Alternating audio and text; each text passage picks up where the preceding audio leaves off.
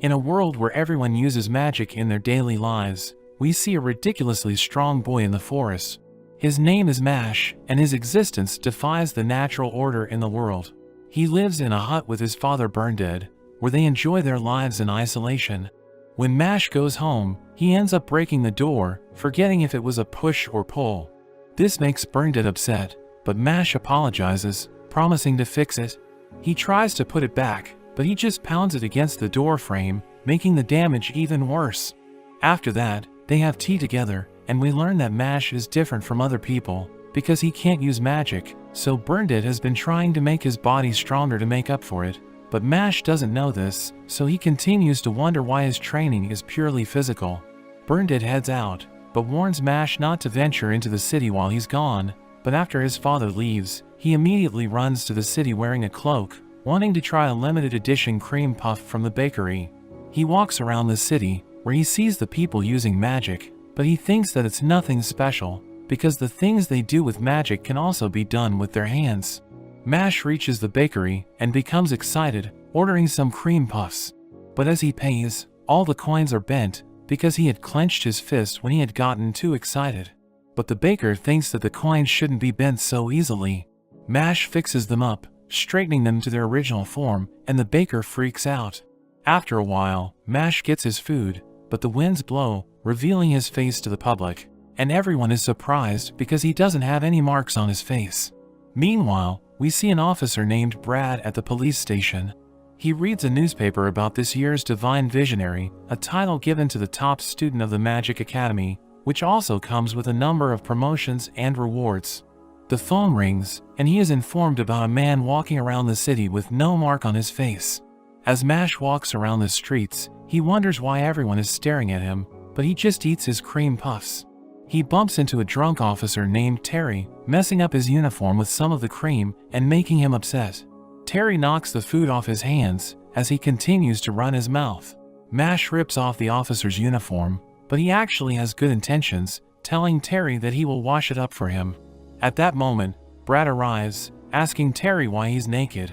He looks at Mash, thinking that he is the man mentioned in the report, so he approaches him, but Burndead arrives, grabbing his son and running away, while Brad summons a magical bird to go after them. When they return home, Burndead scolds his son for going into the city despite his warning. Burndead forgives him in the end, but he punishes Mash by making him repeat his workout routine. As Mash leaves the house to train, Burndead thinks that Mash is actually a good kid, and he can't blame him for wanting to go to the city, because he has spent his entire life hiding in the forest. Burndead thinks about how to deal with the police when he sees Brad's bird watching him from his window. Brad suddenly arrives with his men, asking Burndead where his son is. We see Mash training in the woods, lifting the weight like it's nothing, and completing his workout in 5 minutes. He heads back home, but just as he is about to open the door, he hears Brad as he explains that magic has flourished, because they have gotten rid of all the people who can't use magic, calling it a necessary sacrifice for a better world. Brad pushes Burndead, telling him that sheltering the unmarked is a serious offense, but Burndead refuses to tell them about his son's whereabouts. In a flashback, we learn that Burndead has always been treated as a failure in everything that he does. This goes on until adulthood, and he thinks about taking his own life, when suddenly, he hears a baby Mash crying. He realizes that the baby was abandoned because he had no mark, thinking that they are both unwanted by society, so he decides to raise the baby as his own. Back in the present, Burndead screams at Mash to run, so Brad starts beating him up, but just as he is about to finish him off, Mash bursts through the door, hitting one of the officers, and blowing him away. Terry goes to him, but Mash rips his uniform off, slapping him repeatedly until he falls to the ground. Mash reveals that he didn't run because Burndead is his only family, but Brad laughs at him, thinking that he has no chance because he can't use magic. He attacks Mash with the spell he used to drive away a dragon, but Mash easily deflects it with one hand, and Brad can't believe his eyes. He follows up with an even stronger spell, but Mash slaps it away, causing it to explode elsewhere. Terry continues to attack Mash with his magic, while Mash deflects his attacks, and it looks like he's having fun.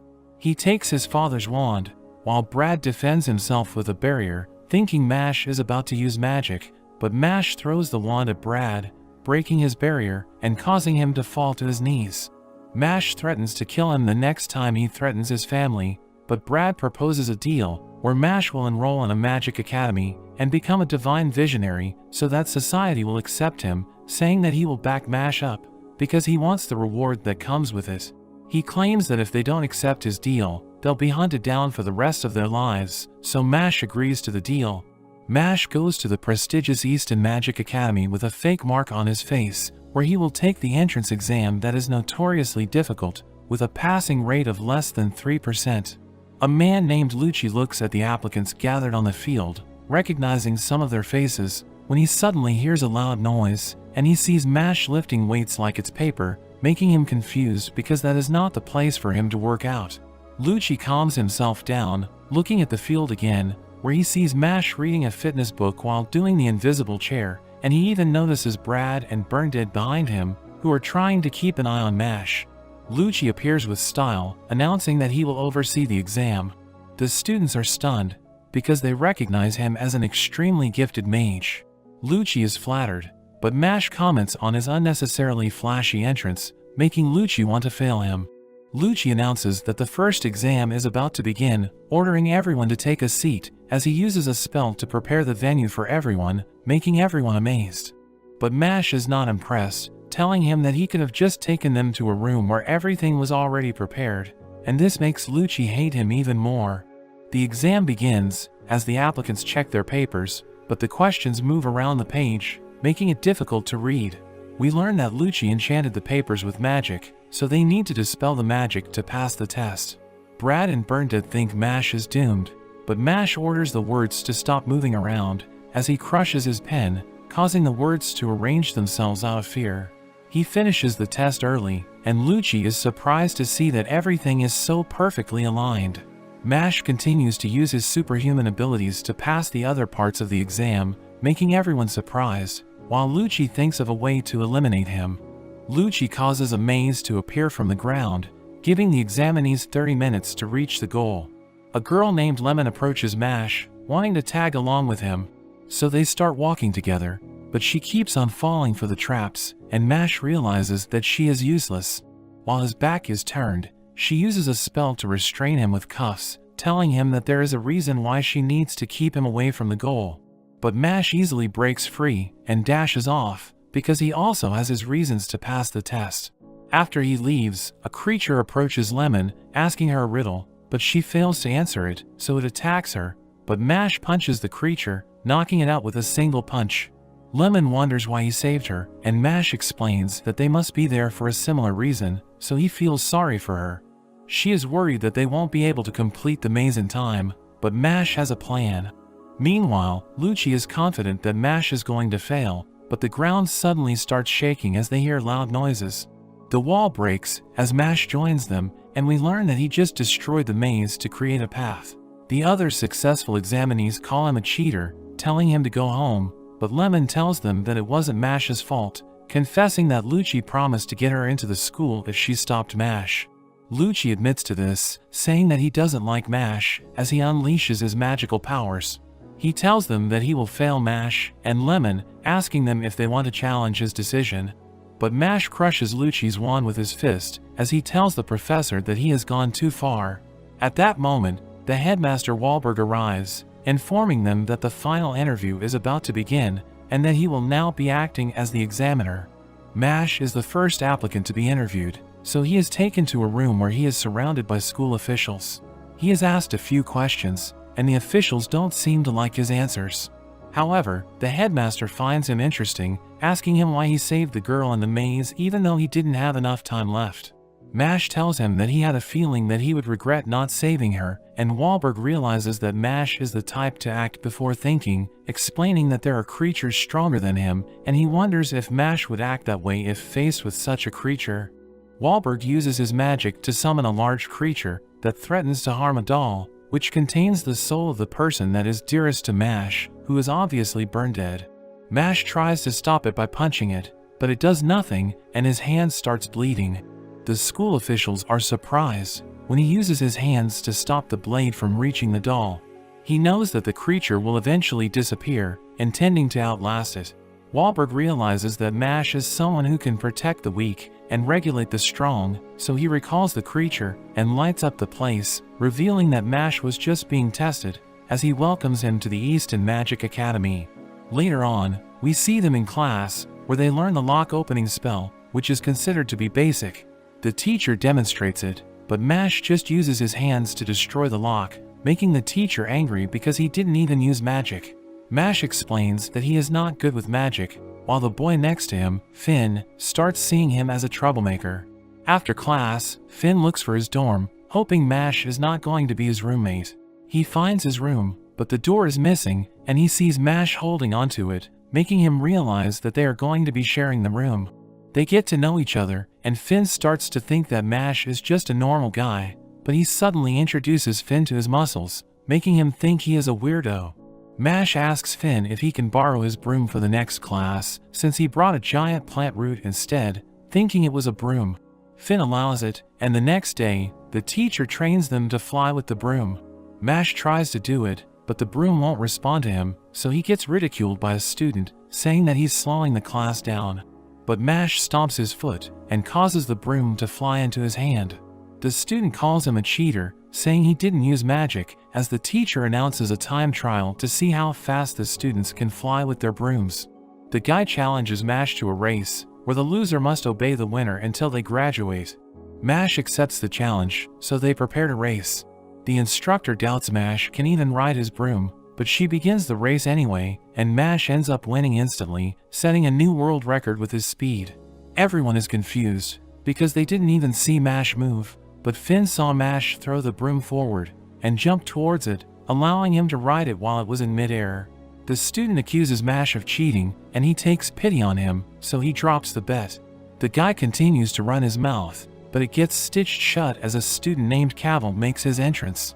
He apologizes on his friend's behalf, but everyone knows that Cavill is a troublemaker, so they are worried about Mash, thinking he has just become a target. Cavill introduces himself to Mash, but Mash mishears his name as Cabbage, making everyone fall silent. Cavill prepares to cast a spell, but the teacher interrupts, reminding them that they are in the middle of class. So Cavill tells him to meet him after class, and he leaves the scene.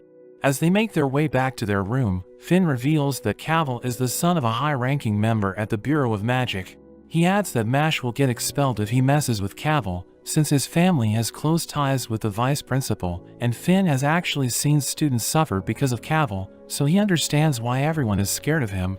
Mash starts baking cream puffs on his own, enjoying the experience, while Cavill is waiting for him at the field, and becomes upset that Mash isn't showing up. The next day, Mash takes out his book for his next class, but it's in terrible condition. Cavill approaches him, asking him why he didn't show up, and Mash apologizes, saying he was too busy making cream puffs, which seems to annoy Cavill. Cavill asks him if he wants to become the Divine Visionary, claiming that he can help Mash achieve his goal by using his connection with the vice principal if Mash will follow his orders. Mash immediately agrees to this, and he turns into Cavill's lapdog, following his every order as part of the deal. Mash prepares for his next class, but he realizes that his book about the subject is also in bad shape. Finn reluctantly agrees to share his book, and Mash thinks he is lucky to have a friend like Finn. Mash gives Cavill some water, but he pours it on the floor, ordering Mash to clean it up. As Mash cleans the floor, it's revealed that Cavill was ordering Finn to tamper with Mash's books, but he is getting bored, so he wants Finn to burn Mash's clothes. Finn refuses to obey, so Cavill uses his magic to bring Finn to his knees and beat him up. After some time, Mash arrives at the scene, asking Cavill what he's doing. Cavill claims he just wants to get an apology from Finn, who starts crying as he confesses that he ruined Mash's books under Cavill's orders, apologizing for his actions. Cavill asks Mash if he wants to have dinner with the vice principal, but Mash goes to him and bashes his head against the floor, instantly knocking him out. Finn tells Mash that he is going to get expelled, making him realize that he is in trouble. The vice principal Farman suddenly arrives, revealing that Cavill's father entrusted him to look after his son. Farman witnessed the entire incident, but he calls it a violent attack against Cavill, so he is going to hold a school conference to discuss what they just did.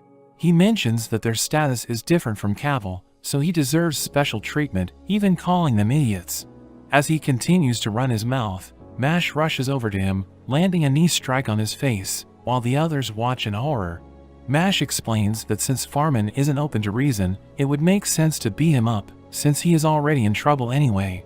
Farman threatens to expel him as he tries to cast a spell, but Mash slaps dirt on his face.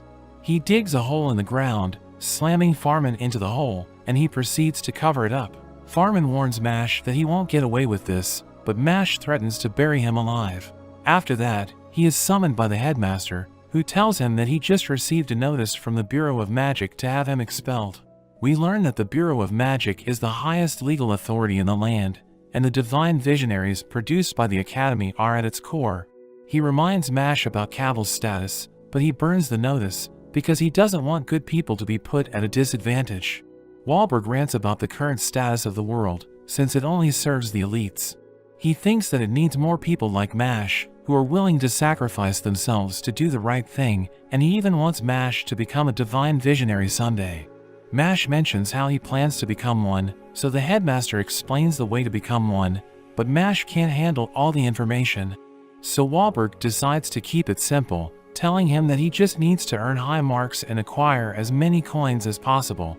He assures Mash that he will take care of the bureau and the vice principal, and Mash takes his leave. The next day, the captain of the Duello team, Tom, invites him to represent their dorm in a game, which is basically like Quidditch from Harry Potter. Mash says that he can't ride a broom, but Tom doesn't believe him, dragging him into the team. During the match, the enemy grabs possession of the ball, and Mash is still on the ground, as he reiterates that he can't ride a broom. The crowd thinks that he isn't even trying, so they jeer at him, throwing things at him. His team is getting wrecked, and Tom goes to him, explaining the rules of the game. We learn that they need to pass the ball through the enemy's ring to earn points, and the use of magic is forbidden, since the game is all about broom technique. Tom is about to get back to the game, when the enemy captain intentionally bumps into him, causing him to fall. Mash checks up on him, and Tom seems to have broken some bones, asking the enemy captain about his sense of sportsmanship. But the enemy captain doesn't care, revealing that winning is all that matters to him. Before getting back into the game, Tom knows that their team is about to lose, but he tells Mash that winning isn't everything, and that giving one's best is even more important. They are 50 points behind, making the enemy captain think that they are about to win, but they seem to have enraged Mash, who grabs onto his broom and jumps into the air. He maintains his altitude by rapidly kicking around, leaving the spectators confused. He gains possession of the ball, while the enemy team charges toward him, but he uses his inhuman strength to throw the ball, blowing them away and scoring a point. The crowd is surprised as the ball circles around, returning to Mash like a boomerang. He keeps repeating the same move to score more points, while everyone watches on in disbelief. Their score eventually reaches 999, making them the winners, and the Academy recognizes their score as a record, and they are given silver coins as a reward. Finn thinks his performance was incredible, but Mash doesn't want to play that game again, while Tom gives him a hug, as he thanks him for helping the team win. Later, we see a student named Lance reading a newspaper, where he learns about Mash's achievement. He recognizes Mash from the entrance exam, destroying his picture as he makes Mash's next target. During his class, Tom pesters him into practicing for their game, while Lemon wants to study with him, but Mash isn't interested in spending time with them. At that moment, Lance appears, and Lemon recognizes him as the student who topped the entrance exam.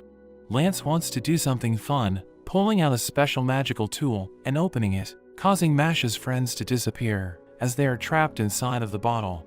Lance tells Mash to go to the forest if he wants them back, and then disappears. They meet at the forest, where Lance reveals he is also collecting coins, showing 2 silver coins. We learn that most people only have 1 magic line on their face, but there are rare cases when a person has more magic lines, indicating that they have greater magical power. Lance challenges Mash to a duel, where they each bet 1 silver coin, and Mash accepts the duel, so Lance pulls out his wand, using a spell to prepare the area for their duel. After he has cleared the area, Mash tries to attack him with his fists, but Lance uses a gravity spell to slam him to the ground. Mash struggles as he tries to stand, while Lance tells him that no human can withstand his spell, but Mash punches through the ground, pulling out giant roots and splitting the earth beneath his opponent, driving him back. Lance lands on his knees, stunned by Mash's ridiculous power, as Mash dashes towards him. Lance tries to stop Mash with the same gravity spell, but Mash uses his speed to escape and tries to punch him, but Lance narrowly dodges his attacks. His necklace falls to the ground, and Mash picks it up out of curiosity. He opens it up, revealing the picture of Lance's sister, and Lance confesses that he has a sister complex, telling Mash to give it back. Lance asks him what is the most important thing in the world. Mash tries to answer cream puffs, but Lance tells him he is wrong, and the only correct answer is his little sister, making Mash think that he's a creep. Lance threatens to drop his friends down the cliff, claiming that he will use them to help him win the match. In a flashback, we learn that Lance's sister is suffering from an incurable disease that will strip her of her magical powers, and without them, she will have to be taken out. Because magicless people have no right to live in their world, so Lance wants to become a divine visionary to save his sister from the system. Back in the present, Lance drops the bottle, using a magic spell to accelerate its descent, but Mash changes into his workout gear. He gets into starting position and dashes forward, moving so fast that he disappears before his enemy's eyes. Lance tries to look for him, and Mash suddenly appears behind him. He can't believe that Mash managed to recover the bottle so quickly, thinking he must be using magic, but Mash is no longer interested in fighting, because he knows that Lance is not a bad guy, pointing out that the bottle he dropped was empty. He rushes towards Lance, managing to grab the real bottle, and he frees his friends. Lance concedes the duel, handing over his silver coin before leaving. As he walks away, Mash realizes that Lance is actually a pretty good guy, and his friends surround him, thanking him for saving them. We learn that there are 3 dorms at the academy that divide the students based on their characteristics. There's Mash's dorm Adler, which represents courage, the Orca dorm for wisdom, and the Lang dorm for ambition, with the 3 dorms having a rivalry between them at the academy. Mash puts together his silver coins, and we learn that 5 silver coins are equivalent to 1 gold coin. He relaxes with Finn, who suddenly starts to panic, because they haven't done their potions assignment. Lance shows up, calling them slackers for forgetting the assignment, worrying they are going to ruin their dorm's reputation. But Mash uses his necklace against him, and just seeing his little sister blows him away and knocks him out cold. He ends up deciding to help them, revealing a screaming mandrake used for the assignment, a plant that becomes a useful ingredient after it is silenced. He shows them the spell to put it asleep, and tells them to give it a shot. But when Mash tries out the spell, his mandrake starts freaking out instead.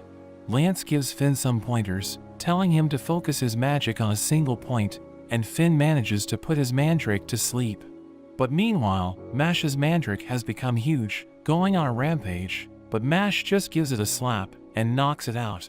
Lance moves on to preparing the mandrake, saying it's pretty easy, showing them how it's done, cooking it up, and creating a potion. Finn thinks it's not easy at all, but Mash is confident, saying it's no problem, since it doesn't require any magic. So he repeats the steps that Lance showed him, but he ends up making a cream puff instead. Lance thinks he is messing around, so he watches Mash and guides him step by step, but it still turns out as a cream puff, which leaves Lance completely confused. And despite all his attempts, it always comes out as a cream puff, but they are actually pretty good. We see Headmaster Wahlberg as he thinks about the upcoming cross-dorm, off-campus class, wondering if Mash will be okay. We see a student named Barrett as he bumps into some other students. They tell him off, but he ends up beating them all up, and he calls them side characters. Meanwhile at the Lang dorm, they think that those who rule should have overwhelming power, thinking that the Adler dorm is unworthy, so the leader orders for them to take all of the coins from the Adler students. The next day, the Lang and Adler dorms have a joint class in the forest. Mash wonders what they will be doing for the class, and they notice Barrett, who makes a racket about how he is the main character. Mash thinks he is weird, but Barrett thinks he is a side character, looking at his appearance. But Lemon arrives, asking Mash if she can tag along with him. Barrett gets annoyed and spits on Mash. He starts freaking out about how he is getting attention from a girl, thinking that it's because of people like him that he can't get a girl himself. But the group just ignores him, and he gets even more annoyed. However, the professor appears, explaining their next class. They are tasked with taking out forest scorpions and retrieving the stone from their heads. Regular stones are worth a bronze coin, but the stronger scorpions have a square stone, which is worth a silver coin. The professor sends them off, and Mash is aiming for a silver coin. He is suddenly approached by a student named Silva, who witnessed his feat during his duello match, but reminds him he is nothing as he attacks Mash with a pillar of iron. The professor breaks things up, and Silva claims they were just messing around. Mash glares at him, but Lance ends up stopping him, revealing that Silva is actually a year older than them, but since he was a troublemaker, he was held back for a year. Lance warns him to avoid Silva, but Mash is just glad his cream puff didn't get squished. They head into the forest, and Lance thinks they should work together, but Mash disappears because he happened to zone out. He runs into Barrett, who starts freaking out, but he just slaps him. Barrett wants to fight him, but they suddenly hear a scream as we see a girl being attacked by another student. She cries for help, and there is an explosion that defeats the boy. The girl thanks Barrett for saving her, and he starts to freak out. He tries to act cool, but when she grabs his hand, he starts to lose it. Meanwhile, we see a defeated scorpion, as it seems Silva has already obtained a square stone, but it seems there is something else he is after. The girl thanks Barrett once again, and their knees touch. Barrett is overwhelmed, and starts slamming his head into the ground, but we learn that the girl is using magic to charm him, magic that makes anyone who finds her attractive to fall madly in love with her. She tries to work her magic on Mash, but he says he didn't really do anything, and the girl is shocked it's not working on him. Barrett wonders about her situation, and the girl explains she is being threatened by Silva, who is forcing her to use her unique magic. Barrett swears to help her, and at that moment, they are suddenly attacked, and Silva appears. Barrett decides to fight him to help the girl. He attacks with a barrage of fireballs, ending things with a giant explosion. Meanwhile, we see Finn and Lemon clinging onto Lance as they cry for help, but he wonders if Mash is okay, since he is being targeted by Silva. Barrett thinks he has won, but as the smoke clears, we see that Silva protected himself with his iron. He attacks Barrett with his pillar, and knocks Mash's cream puff out of his hand. Silva continues to taunt them to fight him, while Mash is just stunned by the loss of his cream puff. Barrett starts to get worried, thinking there is a big difference in their magic power. He thinks Mash is no use, so he thinks it's all up to him to save the girl. Silva starts taunting him, saying his magic was weak and calling him a letdown. So he decides to give them a chance, saying if he can take 5 of his attacks, he will leave the girl alone, even wagering a silver coin in accordance with the rules of the academy. The girl thinks it's a ridiculous deal, saying he could get seriously injured, but Barrett accepts it, thinking he can withstand 5 hits. However, Silva says that Mash is also a part of it, so he also needs to agree. Barrett says Mash isn't involved, but Silva insists that he is, so Barrett decides to take on all 10 attacks to cover for Mash. Silva thinks he is mad, and he starts attacking with his Iron Fist spell. Barrett is brought to his knees after just 1 attack, but he manages to get back up. Silva keeps on attacking with his spell, and Barrett is continuously slammed by the iron pillars, while the girl and Mash watch on. After 9 attacks, Barrett is still standing, thinking about how the girl cried for his help. Silva prepares an extra strong attack for the final blow. The attack lands, and Barrett is knocked out. Silva starts to gloat, but Barrett somehow manages to get back up. He approaches Silva, saying that it's over, but he suddenly collapses, and Silva calls him an idiot. Barrett tells Mash to take the girl and run, but it's revealed that the girl is actually working with Silva, as she calls him cheesy, and says that she hates guys like him. Silva laughs at him for being so easily tricked, but his mouth is suddenly stuffed with a cream puff. Mash thinks they have gone too far, and decides to join the fight, saying that he will join the 10-hit challenge, telling Silva to bring it on. Meanwhile, we see his friends manage to take out a scorpion, but Lance wonders if Mash will be okay. Lemon thinks he will be fine, since he even beat the professor during their entrance exam, but Lance explains there are different types of magic users. There are white mages that are more academic and support-focused, and there are red mages that focus on combat, and Mash has really only gone up against white mages so far. He thinks that if Mash were to go up against any red mage past their first year, there would be many that would surpass him. Silva thinks Mash is just acting tough, And he goes on to say how he hates weaklings that act tough, seeing them as hypocrites, and he finds it amusing to crush their spirits. He notices his robe is slightly singed from Barrett's magic, so he prepares to attack him again, but Mash rushes at him, although he manages to counter. Mash is pushed back, and Silva starts to laugh, thinking he is far superior, mentioning how he earned 2 gold coins during his first year at the academy. He attacks Mash with his magic, and Mash gets pummeled, but he eventually catches Silva's spell, crushing it with his hand. Mash prepares to use tricep magic, and Silva thinks he is messing around. He keeps on attacking with his iron pillars, but Mash dodges and starts smashing right through them. He lands a punch on Silva, blowing him away, and he starts bleeding all over the place, wondering what is going on. He thinks his magic is top tier, even among the second-year students, as he launches a counterattack, but Mash smashes right through it, landing another blow on him. Silva is brought to his knees, and he starts to realize he can't win. He knows he can't take any more hits, but Mash suddenly backs away and takes a seat. Silva wonders what he is doing, and Mash tells him there are 8 more attacks to go. Mash gets back up, asking if he is ready for the next attack, but Silva knows he can't take any more, thinking he would die. He tries to think of a plan, and at that moment, an enormous scorpion suddenly appears. It has a star-shaped stone on its head, which means it's extra strong and valuable. Silva thinks he can get away while Mash is occupied by it, but Mash sends it flying with a single hit, and it drops its star-shaped stone. Silva starts freaking out, thinking Mash is a monster, but Mash calls off their fight, feeling bad for him, and he turns his attention to the girl. The girl starts panicking, and she turns on the waterworks, crying and saying that she was forced into helping Silva. But Mash tells her it's okay, and she thinks that men are just too easy to manipulate. But Mash believes in equality, as he slams her into the ground, and Barrett thinks there is something wrong with him. Mash meets up with his friends, and Lemon worries, seeing him all beaten up, but he says he is fine. Finn is impressed he even beat the Starstone Scorpion, revealing that it's worth 2 silver coins. Lemon thinks he should go to the nurse's office, and she checks up on Barrett as well. He is instantly charmed by her, and he starts freaking out, while she thinks he is just weird. Barrett ends up apologizing to Mash for getting him mixed up into things, and thanks him for his help. But Mash thinks he is acting weird, so Barrett immediately threatens to beat him, saying it took everything for him to be nice.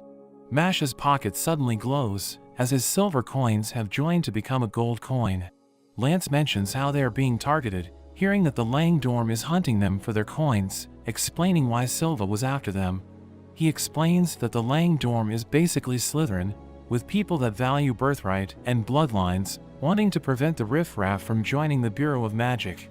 He warns them to watch out for the Magia Lupus, the group of elite students from the Lang dorm.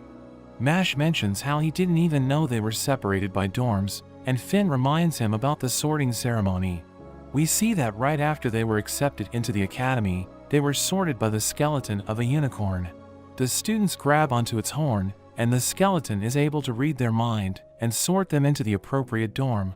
But when it was Mash's turn, it sees he only thinks about cream puffs. The skeleton panics, as this is the first time in centuries it has struggled to sort a student. It tries to look deeper into his mind, but there's really only cream puffs.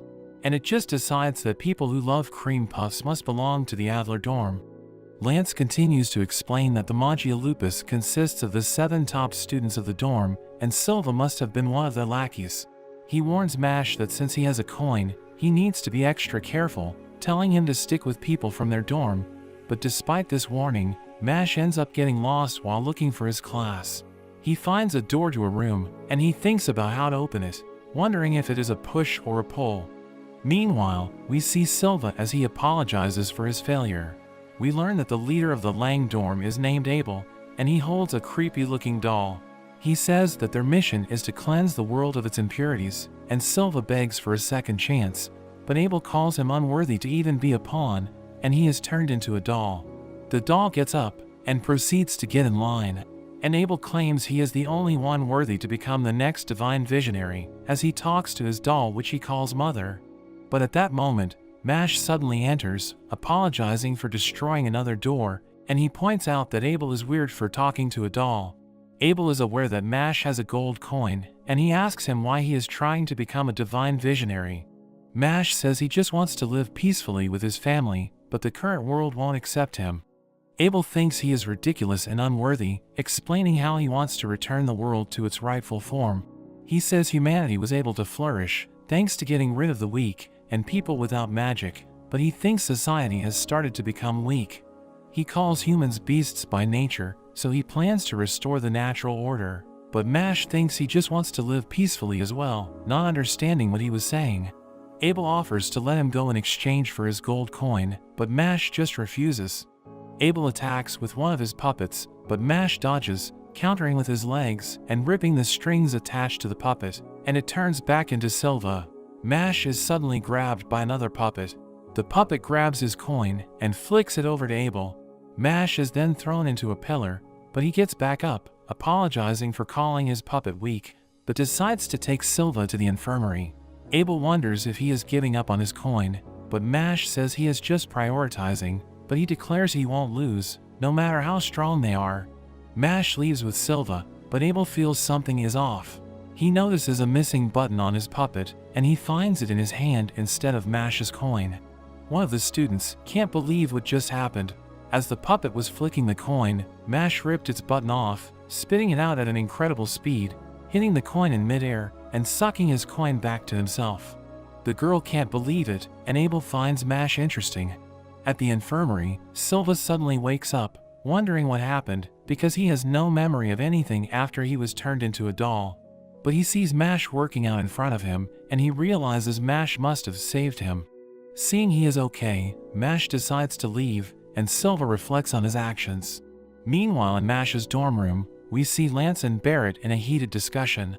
Finn wonders what they are doing in his room, but Barrett gets pissed off looking at Lance, thinking he's had an easy life thanks to his good looks. Lance wants to teach him a lesson, and the two prepare to fight, but Mash suddenly enters, telling them not to break things in his room. Mash enjoys a cream puff, thinking it's just another peaceful day. Lemon suddenly appears, saying there is big news, leading them over to a magic scale. The scale shows how many gold coins each dorm has, and we see the Lang dorm already has 15, while the Alder and Orca dorms only have 1 each. So at this rate, Lang will have the next divine visionary. The Orca dorm is too busy focused on their research, so it's up to them to stop the Lang dorm. The guys get fired up, thinking they just need to crush the Lang students. But Mash ends up in the owl hut, and we learn that the headmaster was forced to give him a punishment, so he has to clean the owl hut for a week. The owls peck at him, and he thinks about how they were just getting fired up. Lance decides to join him, saying that the Lang students might target him since he has a coin, so he can use that as a chance to hunt them, but Mash thinks he is just worried about him. Meanwhile, we see 2 Lang students approaching, preparing themselves to take Mash's coin. The owls keep pecking at Mash, and water suddenly appears underneath him, and he falls in, while Lance dodges a giant spinning blade. Mash struggles in the water, and the 2 Lang students introduce themselves as Andrew and Shinri, the 6th and 7th fangs of the Magia Lupus, challenging them to a fight, while wagering a gold coin. Mash says he's never swum, as he sinks into the water. Andrew transforms into a shark, and jumps into some water to go after Mash, leading Shinri to face off against Lance. Shinri attacks with his blade, but Lance dodges, thinking his magic to control a spinning blade is pretty weak compared to his gravity magic. But as he goes to cast his spell, he is distracted by the owls. He dodges another attack, and tries to focus on casting his spell, but he thinks of his sister, telling him not to harm the owls. Shinri attacks using double blades, and Lance notices the owls behind him, so he ends up getting hit by the attack. Lance manages to use his spell, but it only makes a shovel fall to the ground. Shinri is disappointed with him, and decides to finish him off, attacking with triple blades. But he thinks something is off, as he notices all the owls in one spot. Lance uses his gravity spell, crushing all of the blades, as he says the owls were in the way, so he moves them by dropping a shovel to cut open a bag of feed. Shinri attacks using his strongest blade, but Lance easily crushes him with his gravity. Shinri can't believe that even though they both have double lines, there is such a big difference in their power, but Lance says that someone like him, who fights for themselves to feel superior, can't compare to him, who fights for the sake of saving his sister. Meanwhile, Andrew gloats about trapping Mash in his sea field, saying there is no way to escape. But Mash suddenly zooms past, and Andrew is shocked at the speed. He thinks about how Mash said he didn't know how to swim, but Mash says he got the hang of it, thanking him for helping him realize he could swim. Mash continues to swim all around him, and Andrew feels like he is the one getting hunted, so he uses another spell to transform into a more monstrous form, but Mash crashes into him, continuously hitting him as he swims. Andrew can't handle the blows, and Mash ends up escaping the sea field. Lance takes their coin, and they think they weren't that strong for being members of the Magia Lupus. Mash thinks they aren't a big deal, but suddenly, another one of their members appear. In an instant, he gets past the both of them, and Lance tries to use his gravity spell, but for some reason, his spell doesn't work. Mash immediately gets into his gear, charging with all his speed, but the man manages to dodge him. Lance wonders if he uses some kind of teleportation magic, but the man uses a magic bottle to collect his allies. The man bids them farewell, but says they will meet again soon, and Lance thinks that beating the Magia Lupus might not be so easy after all. As the masked man walks away, his mask cracks, and he thinks about Mash's attack. He thinks about how he was able to move so fast, even without magic, and he wonders if they are the same. At night, we see the man as he confronts a student from the Orca dorm for his gold coin. The student attacks with magma magic, but he is completely unfazed, and ends up easily defeating him, disappointed it ended so quickly. Elsewhere, we see a puppet, in the robes of a student, wandering through the school. The next day, Lance plans how they should deal with the Magia Lupus. We learn the location of each dorm is hidden, so Lance suggests finding the Lang dorm and going on the offensive to take their coins, but Mash is too busy making cream puffs. Lance gives him a new robe, and Mash notices it has a logo on the back.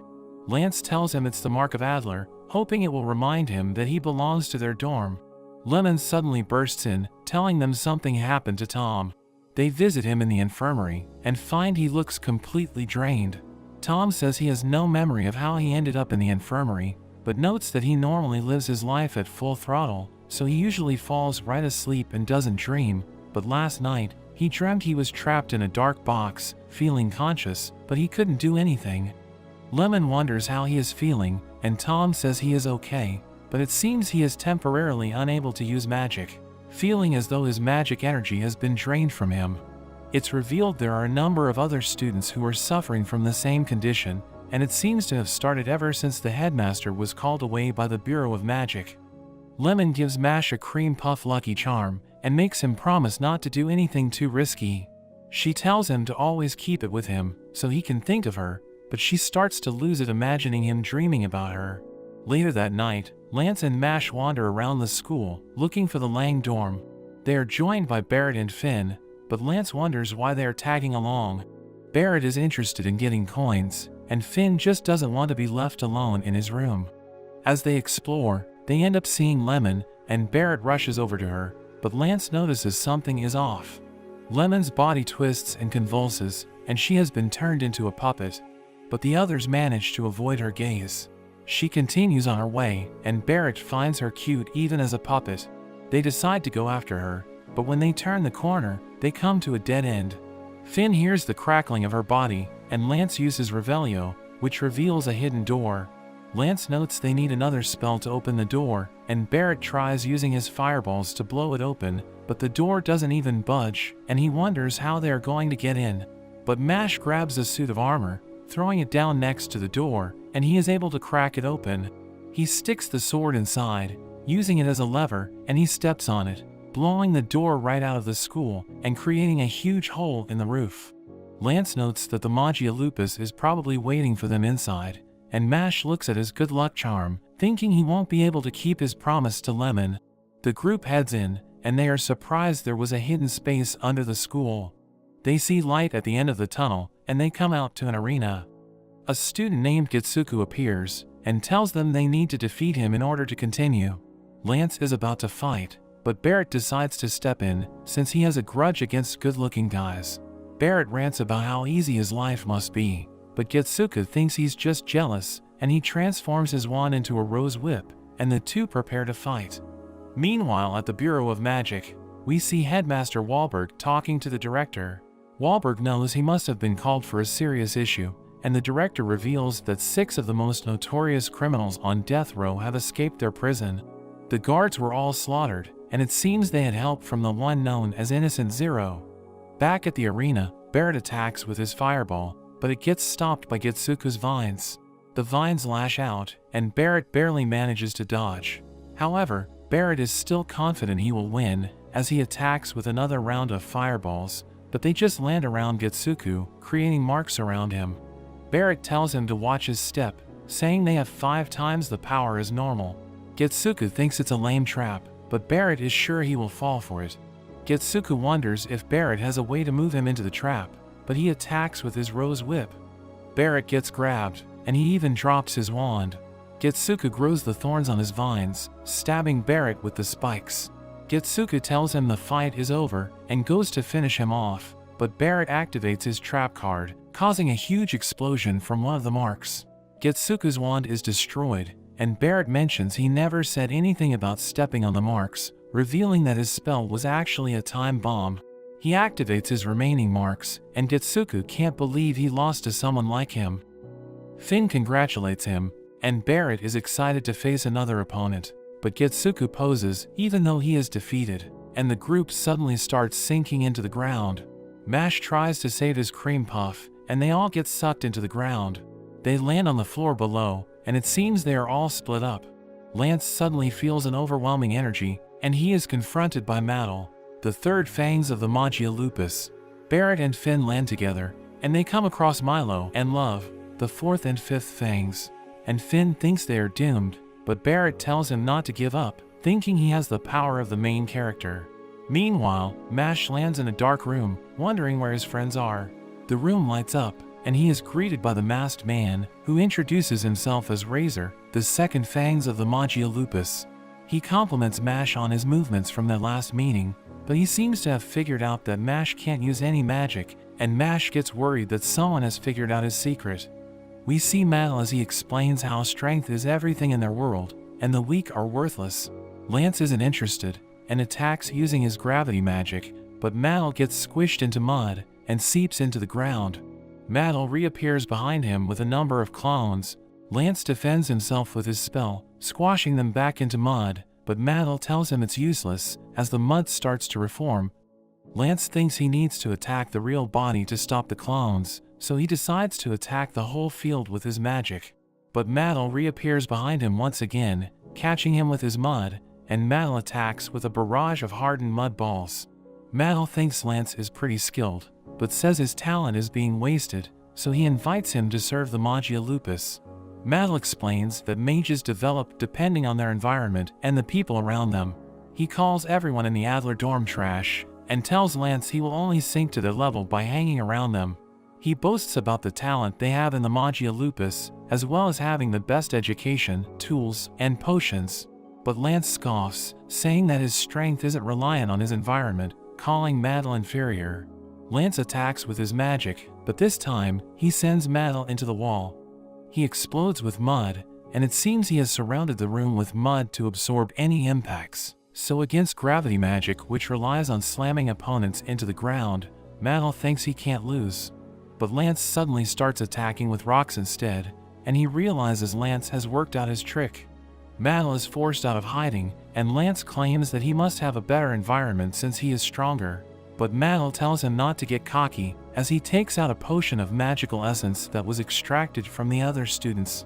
He drinks the potion, causing his power to surge, and he uses an advanced form of his magic known as Secondeth. He creates an enormous demon mud monster, and he goes on to explain that there are different tiers in magic. Secondeth magic can only be cast by double-liners, and only by the few that are worthy. Mashle thinks back to when he was a child, and his father explains that his worth is solely based on his aptitude for magic, so he has been focused on getting his father's approval. He thinks he is worthy after achieving this level of magic, telling Lance he will never be as strong since he hangs out with other failures. But Lance dodges his attack, thinking about how meeting Mash helped him improve, as he reveals he can also use Secondeth magic, creating gravity pillars that surround Mashle's monster. The monster is pulled by gravity from all sides by each of the pillars, and Lance creates one more above it, causing the monster to be ripped apart. Mashle can't believe he lost, and he thinks back to how his father would never acknowledge him, no matter what he achieved, and he thinks that his father was right, and that he must be worthless. But Lance suddenly throws him his book that he found, and Lance comments on how worn it is, so he can see how hard he has worked to get where he is. Lance says that his own family valued worth by position and social standing, so he thinks they were raised in a similar way. But he thinks about his sister, who just wanted to be a singer and wanted to try her best, which helped him to realize that that is more important. Although he can't agree with the way Mashle thinks, he respects his efforts, and he leaves to go find his friends. Meanwhile, we see Mash as he worries that Razor knows his secret. Razor thinks they are similar, since they are both rejected by the world, but he says he has his own reasons for being there, so the two prepare to fight. Mash gets changed into his workout gear, charging with a kick that pushes Razor back, but Razor suddenly dashes right past him, cutting him in the process. Razor tells him he can't win, as we see his magic that boosts his speed. He dashes all around, landing multiple hits, and he says they are on different levels. Mash refuses to give up, and Razor thinks his dream to live peacefully with his family is disgusting, because they have similar circumstances, but Mash was lucky with the people around him. He tells Mash to show him what he can do, revealing that Lemon is being drained of her magic power, and after 30 minutes, she will have no magic, just like him. Mash swears he will beat him, and Razor goes all out with his magic, repeatedly slashing Mash as he dashes all around him. Mash can't even defend himself, and ends up getting stabbed in the stomach, but his sword gets stuck as Mash clenches his abs, and he headbutts Razor in the face, breaking his mask, and revealing his face. His eye is red, but Mash thinks it's just bloodshot, and asks if he is okay. Razor explains that his eye is known as the Evil Eye, and has the power to disable anyone's magic. It's seen as a power from the devil, so he is seen as an outcast and rejected by the world. Mash apologizes since the eye doesn't work on him, and Razor explains he is the natural enemy of all magicians, so they have all feared and despised him his entire life. Even his family feared him, and he thinks he should never have been born, but thinks Mash wouldn't understand since he was blessed to have a loving father. He activates his second magic, creating a field around them, and an arrow appears on Mash's body. In an instant, Razor delivers another devastating attack, explaining that within the field, Mash's speed is drained and transferred to himself, so he had no chance of winning. Mash can only shield himself, and Razor tells him it's the end, but Mash smashes the ground, splitting the floor, and he destroys Razor's sword. Razor realizes that by splitting the floor, his movements were limited. He thinks about pulling back, but Mash steps on his foot, stopping him from running. Mash activates his muscle magic, delivering a devastating smash that blows Razor right out of the field. His spell is broken, and Mash chases him down, kicking him in the back. He gets thrown away, but thinks that if he loses, he will also lose his reason to live.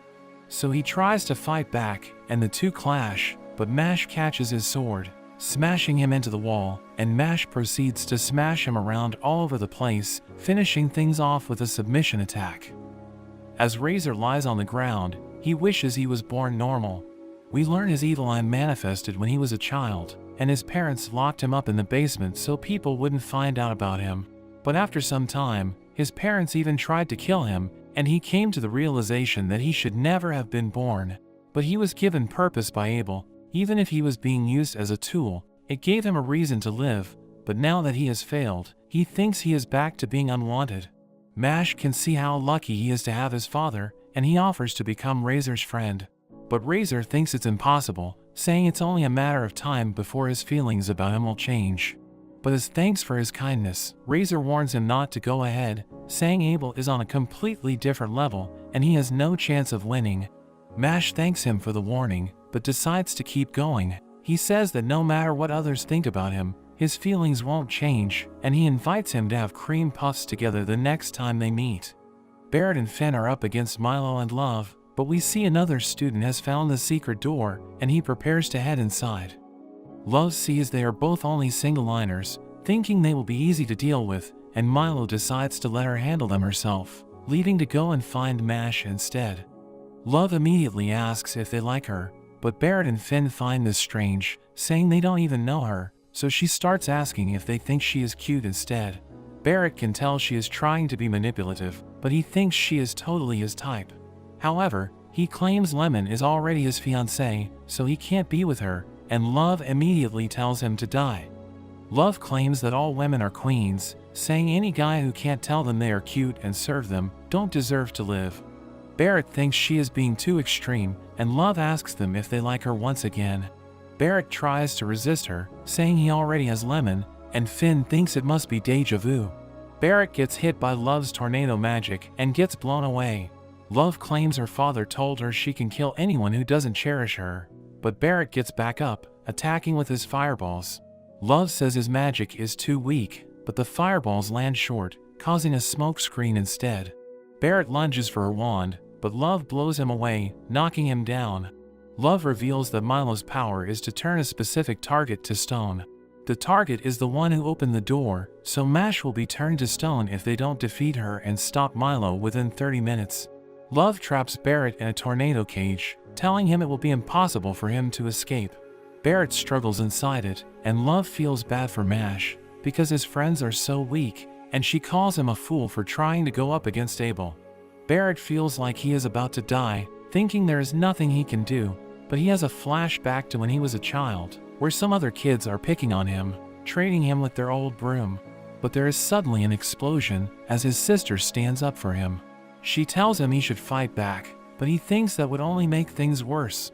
She thinks he gives up too easily, saying it will be a problem when he gets a real friend, someone who will stand up for him no matter what, so he must fight to hold on to people like that.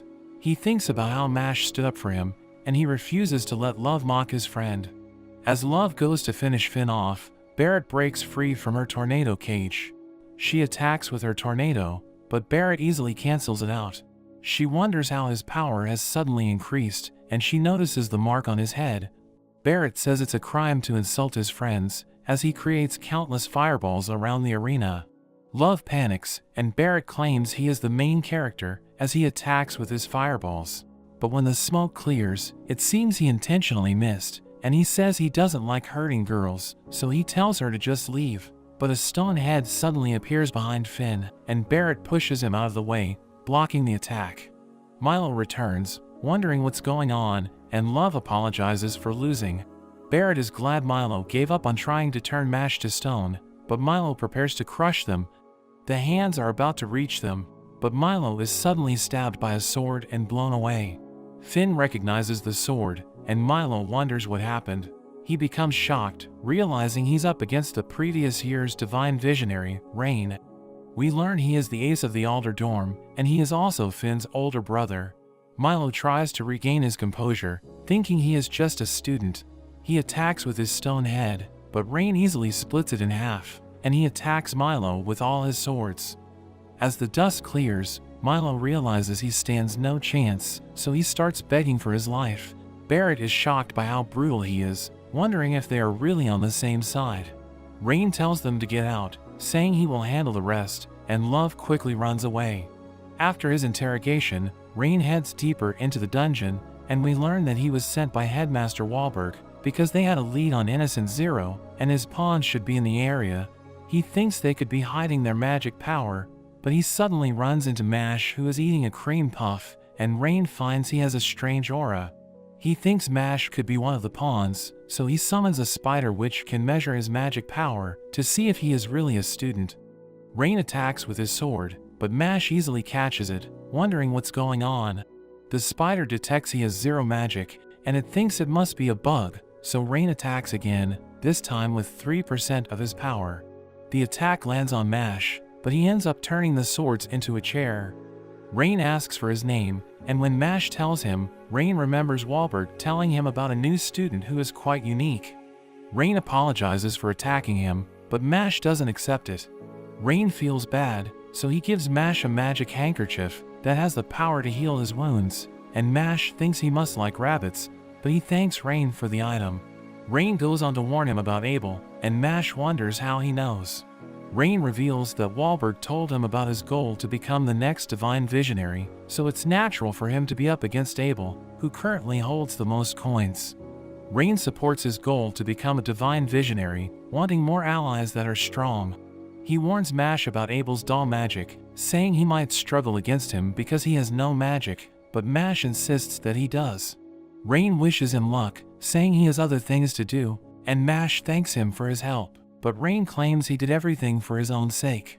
We see Wahlberg telling him about how Mash puts his friends above himself, and how he even saved his brother, so Rain is rooting for him to achieve his goal. Mash finds the final room, wondering if the door is a push or a pull. He guesses correctly, but he thinks about Lemon and ends up blowing the door open. Abel is surprised he was able to defeat Razor, thinking Rain should be the only student that could stand up against Razor's evil eye, so Abel thinks he could be on the same level as a divine visionary, but Mash just worries Abel has worked out his secret.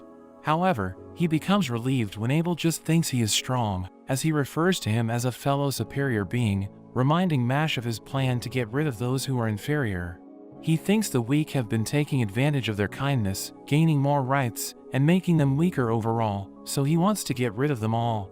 Mash wonders if he means those who can't use magic, and Abel says they need to be disposed of, because just segregating them from society is not enough.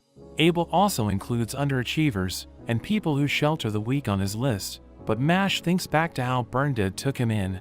He does a double backflip even as a kid, and Burndead gives him a taste of his first cream puff. He thinks about Burndead telling him how proud he is to have him as his son, and Mash realizes he can't be friends with Abel. We see Love as she goes to find Abel. She is relieved she managed to get away from Rain, but she finds the door to Abel's room broken, and she is shocked seeing Mash fighting against Abel. Mash crushes one of the puppets, but acid suddenly spills out from it, and Abel tells him he should be more careful. However, Mash grabs onto the head of the puppet he destroyed. Love wonders what Mash can do against the acid puppets, but Mash throws the head, and ends up bowling over all the acid puppets in a single strike. Love can't believe what she just witnessed, and Mash wonders if Abel would consider himself inferior if he loses. He also wonders what Abel has done with Lemon, but Abel claims he doesn't know who he is talking about, as he summons his stronger puppets.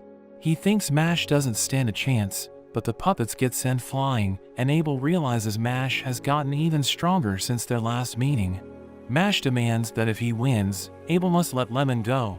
Abel is impressed Mash isn't just all talk, but he uses the strongest puppet, Mash himself, as Mash starts to beat himself up. He can't control himself, and we see strings attached to his body. He starts choking himself out, but the string suddenly breaks, as Abel apologizes for using such a crude technique, saying it was too one-sided. Instead, he brings out Finn, who he managed to capture and turn into a puppet. He notes he also captured Barrett, but he was too injured to be useful, so Finn will serve as the entertainment. He sends Finn to attack, but Mash blocks the attack. However, Abel warns him he is not allowed to block, or else he will tear Finn to pieces. Mash starts getting beaten up, and Abel suggests he has the choice to take Finn out himself, saying that people always want to believe they are good, but that's not their true nature. Mash continues taking the hits, and Finn's axe ends up breaking, but Mash is still unfazed. He takes out his gold coin, and Abel wonders if he is finally ready to hand it over. Mash flicks it at him, but it actually cuts the strings controlling Finn, and Finn starts to transform back into a human. The coin returns to Mash, and he claims that the coin must just like him better. Abel uses his technique to control Mash once again, deciding that he is done messing around. Mash tries to resist, but Abel calls it useless, saying it's impossible for a human to resist his power. Mash says he will make him regret messing with his friends, as he is able to take a step, breaking one of Abel's fingers. Mash gets into position, as Abel struggles to hold him back, as Mash breaks free and smashes him in the face. However, Abel activates his skill, and Mash starts to turn into a puppet. Abel is impressed Mash managed to make him use this spell, but Mash is completely transformed into a puppet, and he says it's all over. Abel goes to take Mash's coin, but it turns out to just be a cream puff, and Abel is confused. He suddenly gets punched, and Mash returns to being a human, glad that his cream puff is okay. Abel wonders how Mash was able to move as a puppet, because his puppet magic blocks the electric signals from the brain, so he shouldn't be able to move. But he realizes it must have been a spinal reflex. Just like pulling back after touching something hot, or moving your foot when your knee gets tapped, there are some actions that bypass the brain to respond quickly to external threats. So taking Mashle's cream puff was the trigger for the reflex, and Love thinks it's ridiculous that cream puff was so important to him. Abel acknowledges Mash, so he decides to use the power he gained from extracting the magic from the other students. He activates his second magic, summoning a giant puppet, and he reveals it has the ability to turn anyone within a 100-meter radius into a puppet. He explains the puppet will create invisible strings that will transform his body on contact, and Love worries she is also in range of the attack. Abel says it's impossible to counter his attack, and once he has become a puppet, he will be toyed with until he can never recover. The strings descend, covering the entire area, and Abel says Mash should be happy he made him use his ultimate skill, but his doll is somehow destroyed, and Mash is revealed to be fine. Abel wonders how he is still human, and Mash says he just tore the strings. Love is shocked by what actually happened, and we see Mash shifted his body in a particular way so that the strings touched him at different times, so the moment he felt the string on his left side, he instantly tore them when he still had control of his right hand, and Abel wonders if Mash is even human. He tries attacking with his puppet, but Mash completely shatters it, and he appears behind Abel, and he smashes him into the ground. In a flashback, we learn about Abel's mother. She was a kind and compassionate person, and although she was a noble, she treated the commoners just as equally, saying that it was only by chance that they were born privileged. She would distribute food to the poor, but one of them got greedy, wanting all the food for himself, and he ended up stabbing her when she resisted. Despite believing in the goodness of humanity, she was taken away, so Abel started to believe that the weak needed to be purged. He gathered the most talented people to join him, people who also weren't satisfied with the way things are in the world. He refuses to change his mind, saying it's natural for the strong to take from the weak, but Mash says he is wrong because there will always be bad people, no matter what their social standing is. Since he won their fight, Mash asks for Lemon's location, and Abel agrees to let all the students go. Mash thinks that since he was doing everything for the sake of his mother, he isn't such a bad guy. Abel releases his spell, revealing Lemon, and Mash catches her. Finn regains consciousness, and the three are glad to be reunited. They all celebrate, and Finn and Lemon call Mash a hero. Finn is in tears thanking Mash, and Lemon apologizes for getting him involved, and she thanks him for saving her. Barrett comes crawling over as well, saying he also helped, and they continue to celebrate together. Abel can't believe he lost to such buffoons, and Finn wonders what happened to Lance. We see Lance in the dungeon, and he runs into Rain. Lance suddenly blocks his attack, and Rain is surprised he could counter his magic. His spider companion reveals his power is through the roof, and we learn that it's not actually Lance, but one of Innocent Zero's associates. The man wonders how Rain saw through his disguise, but Rain is just attacking first and asking questions later, saying that it's faster that way. Rain wonders what Innocent Zero wants from the school. The man reveals they are searching for something. Abel was meant to help them look, but he turned out to be no help, so he is off to kill Abel since they no longer need him. Rain tries to go after him, but he gets stopped by a giant knife. The man goes on ahead, and we see Rain is confronted by another opponent, but he worries for Mash and his friends, because the man heading towards them has the power on the level of a divine visionary. We see Burndead and Brad wondering how Mash is going at the academy, hoping he hasn't been exposed for having no magic.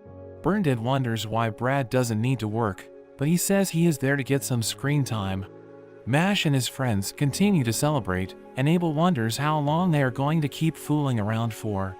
Mash excuses himself, saying he needs to go to the bathroom, and his friends are just glad everything is over. We see the other students who were puppets have all been turned back to normal, but the criminals suddenly arise. They wonder who he is, but the man just blows them away. Barrett thinks about fighting him, but he instantly can sense how strong he is. The man approaches Abel, and we learn that his name is Cell. He sees that Abel lost against someone, and he calls Abel pathetic for not being able to reach the top at the school. Cell thanks him for his intel about the headmaster, but he suddenly controls Abel's hands, and Abel starts choking himself. Cell says he couldn't find the one they were looking for, so he is no longer needed.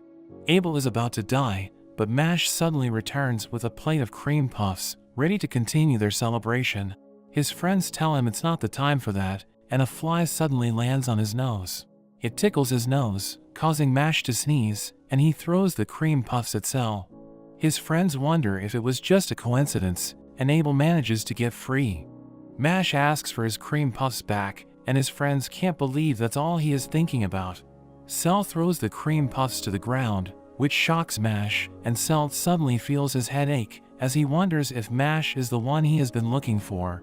Cell decides to finish what he started, as he lifts Abel up into the air. He prepares to finish him off, and Mash tries to save him, but Razor suddenly appears to protect Abel. Mash rushes over, and Razor apologizes, saying he won't be able to have a cream puff with him. Mash gives him back his magic handkerchief, and Cell is surprised his attack wasn't fatal. He realizes that just before he cast his spell, Mash threw a rock at him which altered his spell's trajectory. Mash stands up to him, and he smashes the ground, kicking one of the rocks at Cell. Everyone is surprised, because Cell is able to catch the rock, and he starts to lick it, but Mash just finds him weird for licking a rock.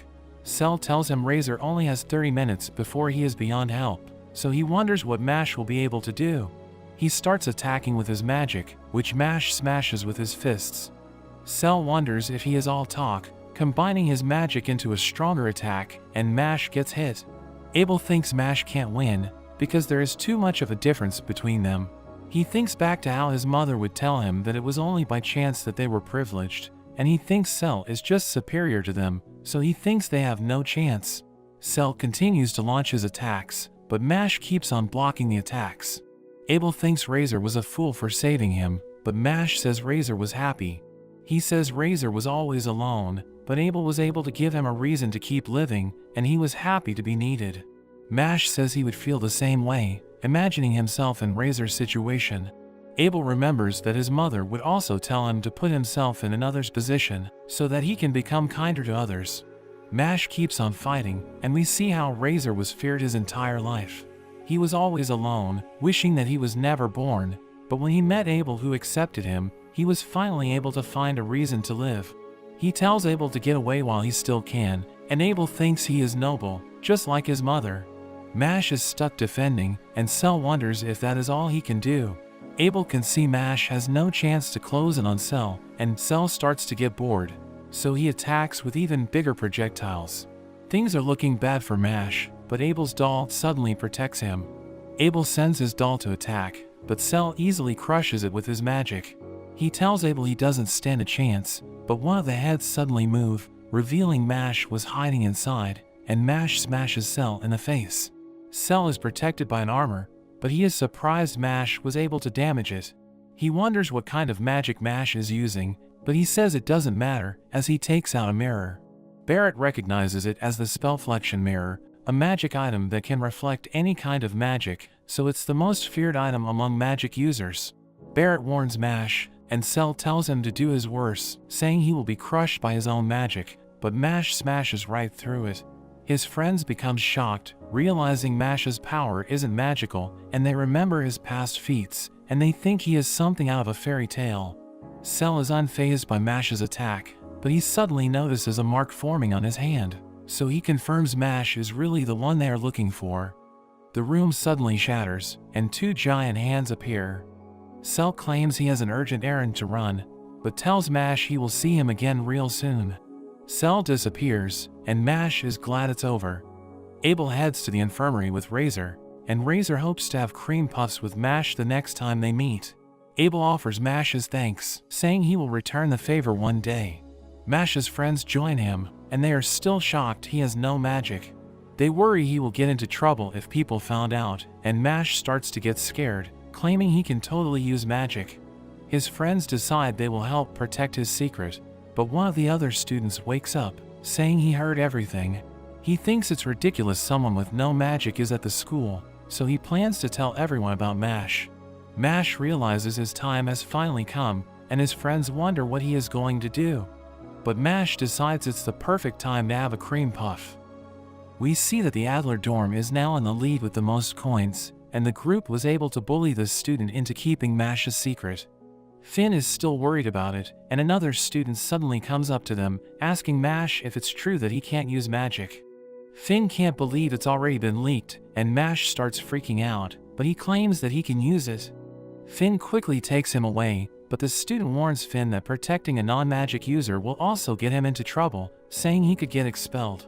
The boy demands the truth, but Finn stands up to him, saying that who he hangs out with is none of his business, but the boy is suddenly crushed into the ground as Lance appears. Finn can't believe his courage was for nothing, and we see Lemon and Barrett also appear, but Barrett seems to be in bad shape. They head back to their dorm room, and they have a feast to celebrate their victory against the Lang dorm. Since they have the most coins, Mash thinks they just need to wait for the Divine Visionary selection, but Finn is still worried. We see that Abel and Razor are also at the party, and Finn is scared of them, but Abel pulls out a deck of cards and is ready to have fun. He notes that he doesn't plan on becoming friends with them, but is just there to celebrate Razor's recovery, and Razor swears to slay anyone who dares to beat Abel in a game. Lemon tells him to chill out, offering him some tea, but he freezes up as he thanks her, and Abel reveals Razor has no experience dealing with girls. Lemon tries getting closer to him, but it just makes him cough up blood. We see that Love is also at the party, and Lemon tries to feed Mash a cream puff, wanting to show her appreciation for him. He says he can eat on his own, and the cream puff ends up falling, but Mash takes a deep breath and is able to suck it back up. The party continues, and Finn can't believe he's part of such a ridiculous group. We see an owl delivering a letter to the academy, and Razor has a moment with Mash. As thanks for inviting him to the party, he warns Mash about being targeted by Innocent Zero. He reveals that they are the worst crime syndicate in the whole realm, and they were looking for people with high magical power in the academy. He notes that Mash has a connection to whoever they are looking for, so he's sure they will return. He reveals that by using Innocent Zero's power, Abel was able to artificially gain his third magic line, but Razor warns him that genuine triple liners are even more terrifying. We see Finn out with Abel as they go to get a board game, but Finn wonders why he tagged along. Razor notes that Abel borrowed Innocent Zero's power so that he could create a world where kind people like his mother could live in peace. He thanks Mash for stopping Abel, but he thinks Mash might be able to create a world where everyone can live in peace, telling him that he's counting on him. We see the student from earlier sneaking around so he can find proof about Mash, but he's shocked when he sees Mash talking to Razor, and Abel returns, asking him what he's doing there. The boy freaks out seeing him, and he quickly runs away. The owl suddenly smashes through the window, delivering the letter to Mash, and they are shocked when they read it. The next day at the Bureau of Magic, we see Mash in an emergency inquiry regarding the concealment of his lack of magic. The official notes that God created their beautiful world, including the miracle of magic, but the existence of people like Mash threatens this miracle. The man calls Mash a bug that needs to be dealt with, but another man appears, and the official recognizes him as a divine visionary named Grants. Grants sees the potential in Mash, but notes that in their world, the rules are important to maintain order. He says that the rules are for the majority, so he tells Mash he will need to sway the majority. He throws a card down to Mash, and it turns into a candle. He notes that magic is everything in their world, so he tells Mash to light the candle without touching it, saying he needs to show them a miracle stronger than magic. The official thinks it's ridiculous, but Mash takes out his wand. The official thinks Grants gave Mash an impossible task to make him give up, but Mash gets down and starts rubbing his wand with tremendous speed. The official doesn't think it will work since the ground is made of stone, but a huge fire is created, and the flames light the candle. Mash realizes what he needs to do, and he declares that he will sway the majority. Meanwhile, we see a group of divine visionaries as they discuss Mash, thinking that it's ridiculous, and that rules must be upheld without exception. Mash thinks the meeting is over, but he suddenly gets attacked by sand. He wonders what's going on, and the group of divine visionaries arrive.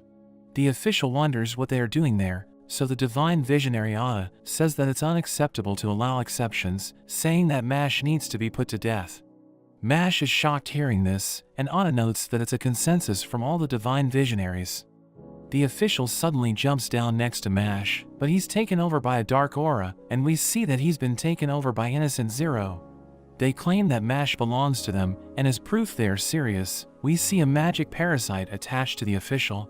Grant sees it as a declaration of war, and the bureau employee Sean freaks out seeing it, and we learn that the parasite is a dangerous creature that uses humans as its host and feeds off their mana.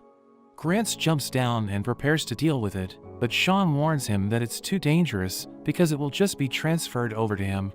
Grant is willing to take the risk, but we see Mash just ripping it out. Grant can't believe he just did that, and the parasite suddenly jumps into Mash's mouth.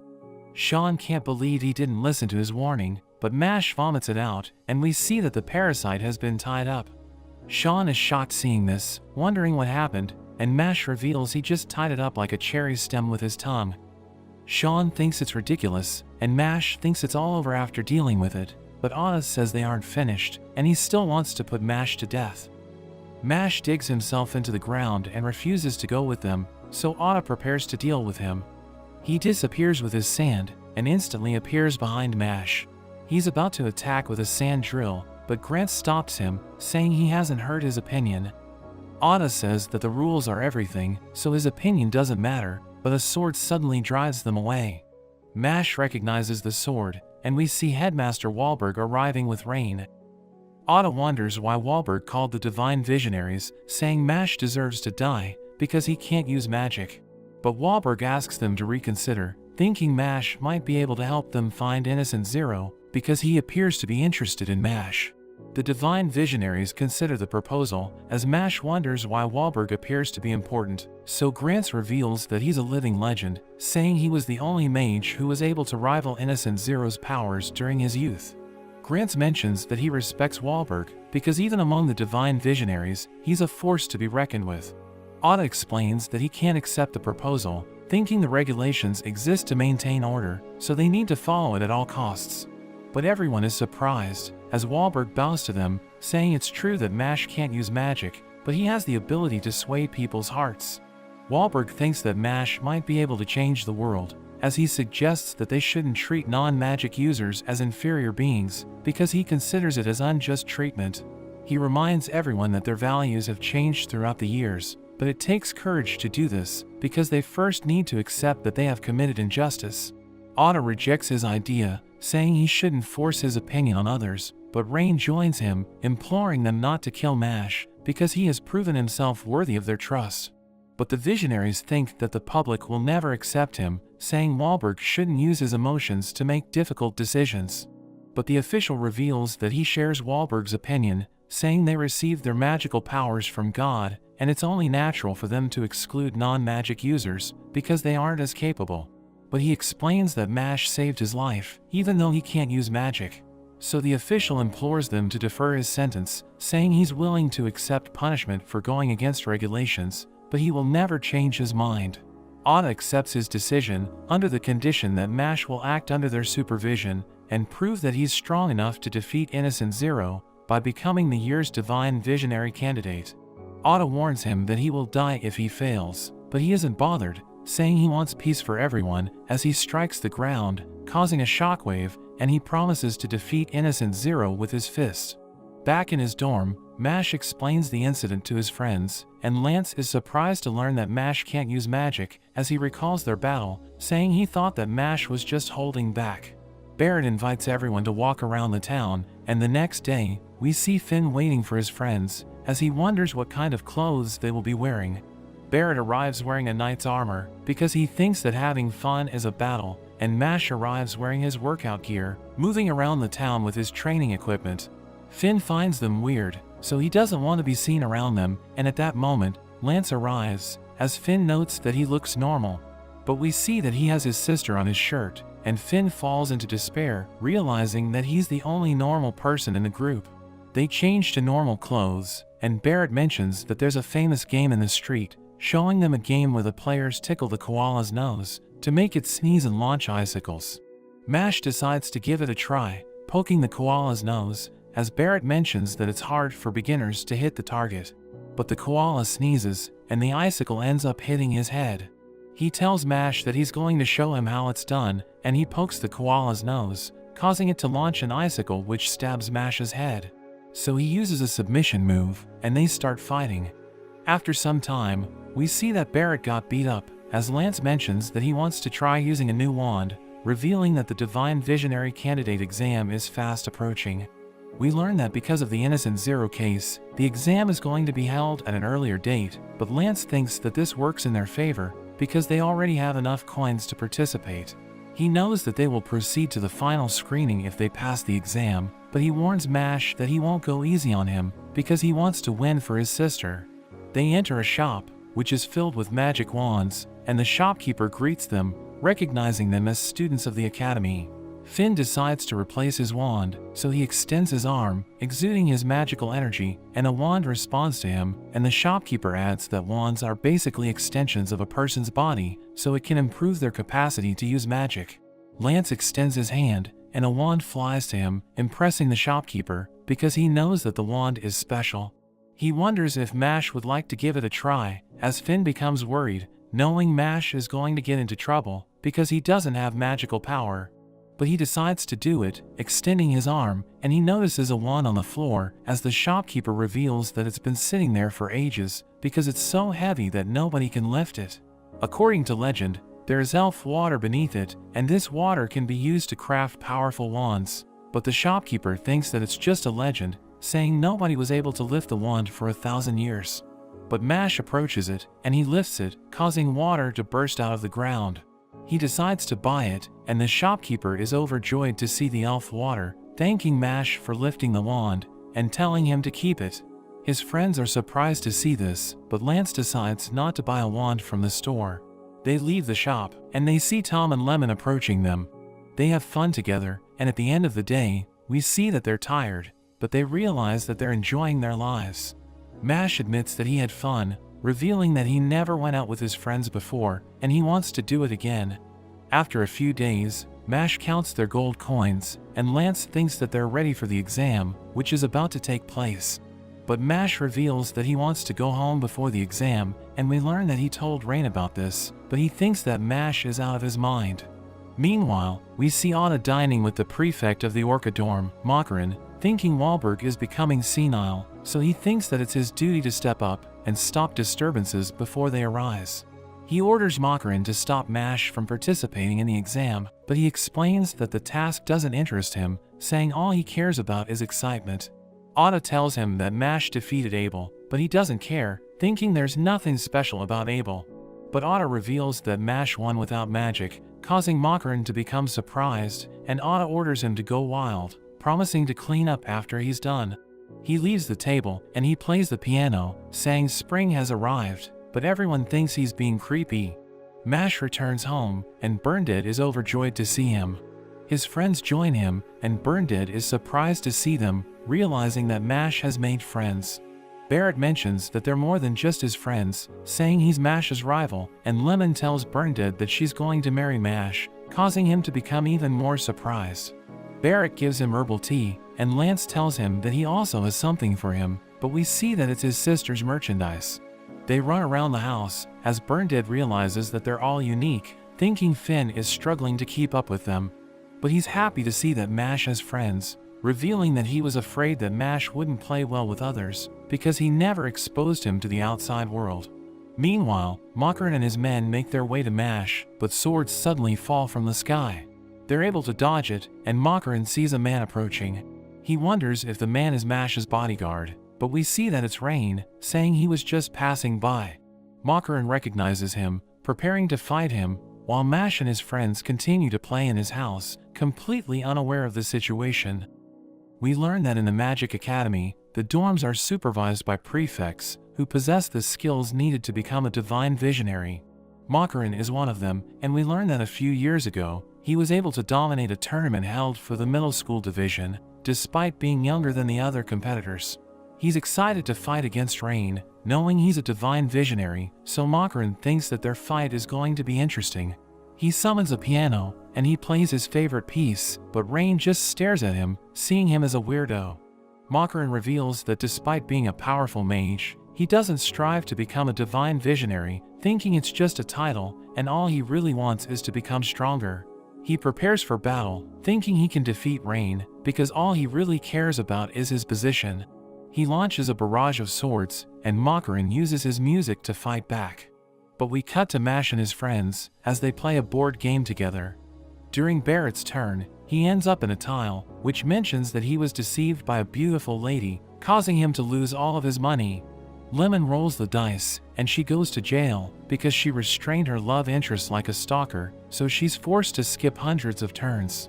Lance thinks the game is dangerous because it could predict their future, and he ends up in a tile, which mentions that his little sister has a boyfriend, so he needs to return to the start, causing him to become devastated.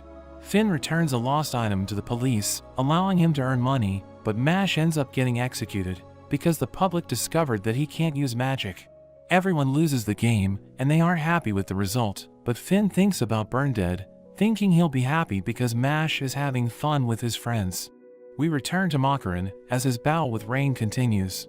Makarin manages to defend himself, and he counters with his Howling Sounds spell, which immobilizes Rain and surrounds him with musical symbols. Makarin explains that they will explode if Rain casts a spell, saying he's looking for excitement because it makes life worth living. He thinks that Rain's life is boring because he keeps meddling in other people's business, and Makarin has completely lost interest in him, telling him to step aside so that he can see Mash. But Rain recalls that Mash wants to become a divine visionary even without magic, to change the perception of the world, and he admires Mash's resolve as he begins to unleash his true power. We see Sean talking to Wahlberg, thinking Rain will struggle against Makarin, but Wahlberg isn't bothered, saying Rain always takes care of others, and he asks Sean what he knows about magical marks. So he mentions that mages with more marks have greater magical power, and Wahlberg affirms this, saying two-liners have immense potential, but there are extremely rare cases where a mage has 3 lines. He explains that the talent of two-liners are recognized by magic itself, but they're nothing compared to triple-liners, who are said to be chosen by the gods. He adds that the youngest mage to ever acquire 3 lines is Rain, and we see Makarin crying tears of joy as Rain reveals his 3rd line, saying he wants to help Mash achieve his goal. Mash and his friends continue to play the game, but he steps on the same tile, and he ends up dying. He leaves the house, saying he will get fresh air, and his friends think he's depressed because the whole world is against him. But we see Mash dashing through the forest, and we learn that he just wants to eat his giant cream puff in secret. He notices a commotion, and he sees Rain fighting against Makarin, who is impressed that Rain was able to acquire his 3rd line. But Makarin thinks that he has already won, because his musical symbols will explode the moment Rain casts a spell. Rain knows that Ada ordered him to target Mash, because he's never involved in school affairs, but he suddenly took interest in Mash. Rain tells him that Mash can't use magic, so the world wants him dead, saying an ordinary person would question his existence and blame society. But Rain explains that Mash is different because he's willing to fight against his own destiny. But Makarin says he doesn't care, and his men note that he's confident, thinking he isn't being cocky because they know how powerful he is. We learn that in the previous year, he distributed all of his gold coins to the dorm because he wasn't interested in becoming a divine visionary, but he ended up setting a record by taking 10 gold coins from the other students. Makarin's men think that Rain can't do anything because the notes around him will destroy him if he makes a move, and Makarin imagines himself in the middle of a performance, thinking it's time for the finale. His men pull out their instruments, and they help him unleash a powerful spell, which is about to hit Rain. Makarin thinks the fight is over, but we cut to Sean, as he wonders why triple-liners are considered special. So Wahlberg reveals that they possess immense magical power, and they're able to awaken a wand's true form, allowing them to wield the power of a god. We return to Rain, as he releases a powerful shockwave, allowing him to overpower Makarin's magic, and he summons Ares, transforming his wand into a trident. A dark cloud surrounds him as he unleashes his ultimate spell, and Makarin tries to block it with a barrier, but it destroys everything in its path. Mash thanks Rain for his help, but he claims that he was just fighting rabbits in the forest, reminding Mash that the selection exam is fast approaching. He tells Mash that it's going to be difficult, saying he doesn't want Mash to fail, because he wants to see him achieve his goal. Meanwhile, we see that Makarin was able to survive, but he's injured, and his men are unconscious. He notes that Rain's magic is overwhelming, but he thinks that he has the power to match it, revealing that he was thinking about the safety of his men, so he decided to use his barrier instead of fighting back. Back in the dorm, Mash decides to give Finn and Barrett 3 gold coins so that they can participate in the selection exam. But Finn isn't happy about this, thinking he isn't ready for it, and Barrett can't sleep because he's incredibly nervous, thinking about everything he needs to bring for the exam. Lance is thinking about his sister, telling her to wait for him, and we see Mash with Bernadette, who reveals that he has heard the news, knowing Mash is in trouble. He blames himself for everything, thinking he has failed as a father, but Mash tells him that he's lucky to have him, saying he's happy with his life, and he thanks Bernadette for always looking after him. The next day, everyone prepares for the exam, and we learn that there are 3 stages before a person can become a divine visionary. The first stage is collecting enough coins, and the second and third stages are the 2 parts of the exam. 5 gold coins are needed to participate, but because of Innocent Zero's intervention, the exam has been pushed forward, and the requirement has been adjusted to 3 gold coins. We see that Makarin is one of the candidates, and Wahlberg sees him as a threat, thinking Mash will struggle against him. Mash makes his way to the arena, but Otto blocks his path, telling him that his existence will never be acknowledged by the world. But Mash flexes his muscles, and he imagines that they're talking to him, telling him not to give up. This causes him to feel better, recognizing them as his friends, and he's determined to do his best. He walks past Otto, and he enters the arena, but everyone recognizes him as the boy who can't use magic, so they think that he doesn't deserve to be there, telling him to go home.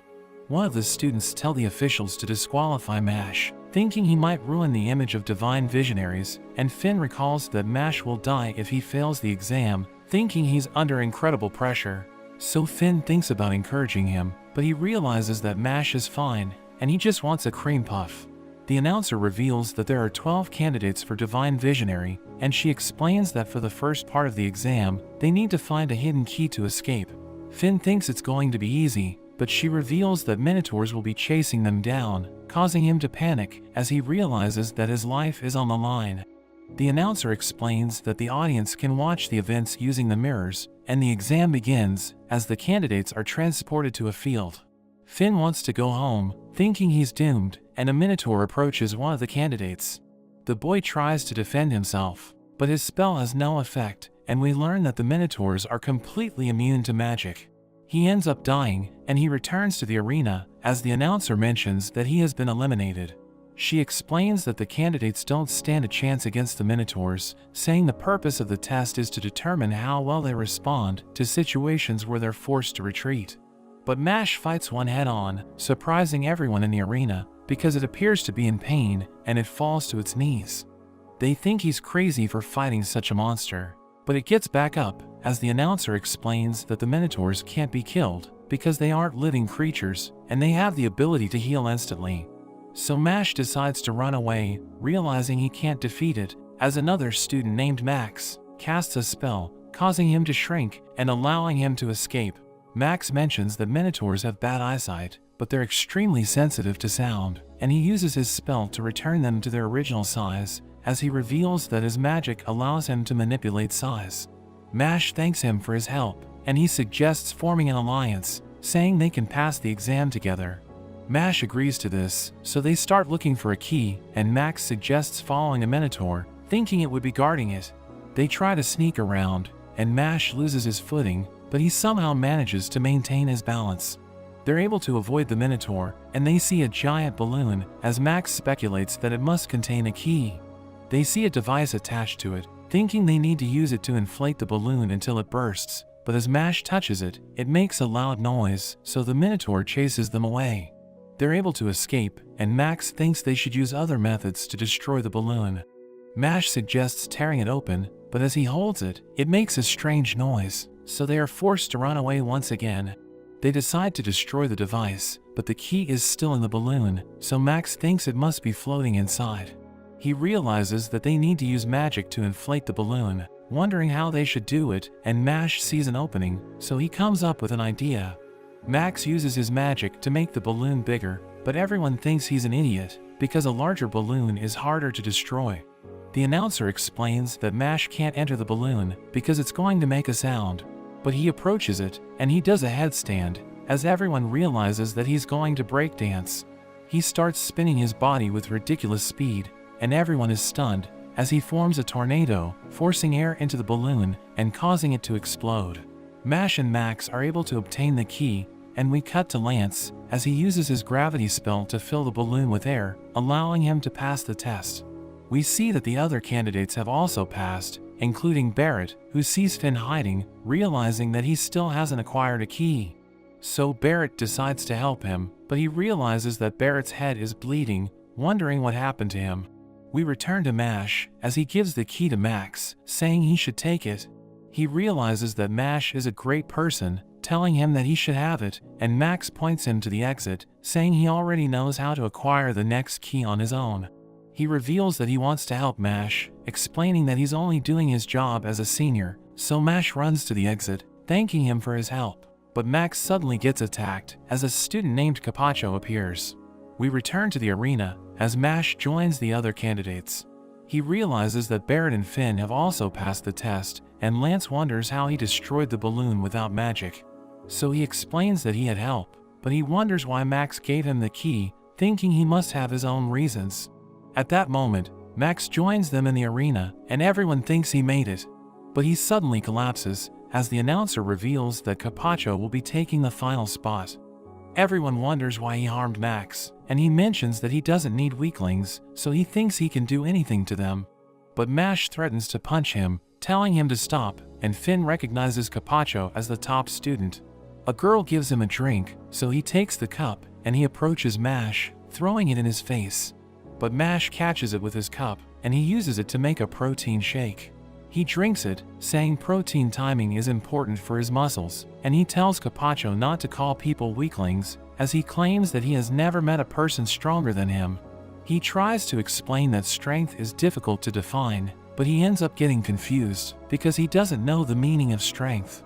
Capacho prepares to take him on, but the announcer interrupts them, telling them to stop fighting. They move on to the next part of the exam, as 3 magic crystals appear, dividing the candidates into teams. The announcer explains that they will be having a team battle, saying each candidate will get 1 crystal, which they need to defend, because a team will be eliminated if they run out of crystals. Mash doesn't understand the explanation, so Barrett tells him that they just need to smash the crystals of the opposing teams. But Finn is worried, because Lance isn't in their team, so he wonders what they should do. The candidates' crystals are distributed, as the announcer informs them that it's fragile, so it needs to be handled with care. Finn thinks he isn't strong enough to defend his crystal, but he notes that Mash and Barrett are his teammates, thinking he can count on them. But they both instantly break their crystals, because it's too slippery, and Finn thinks their team is doomed, but Barrett assures him that they will protect his crystal.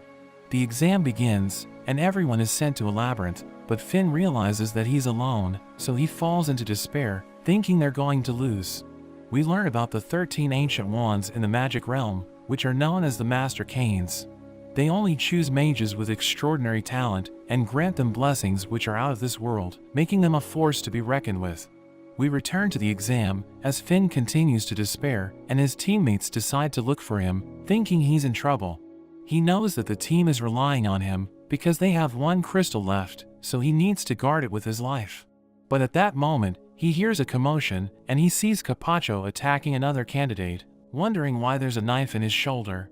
He starts moving it, causing his opponent to suffer, as he mentions that talent isn't evenly distributed, so talentless mages need to know their place.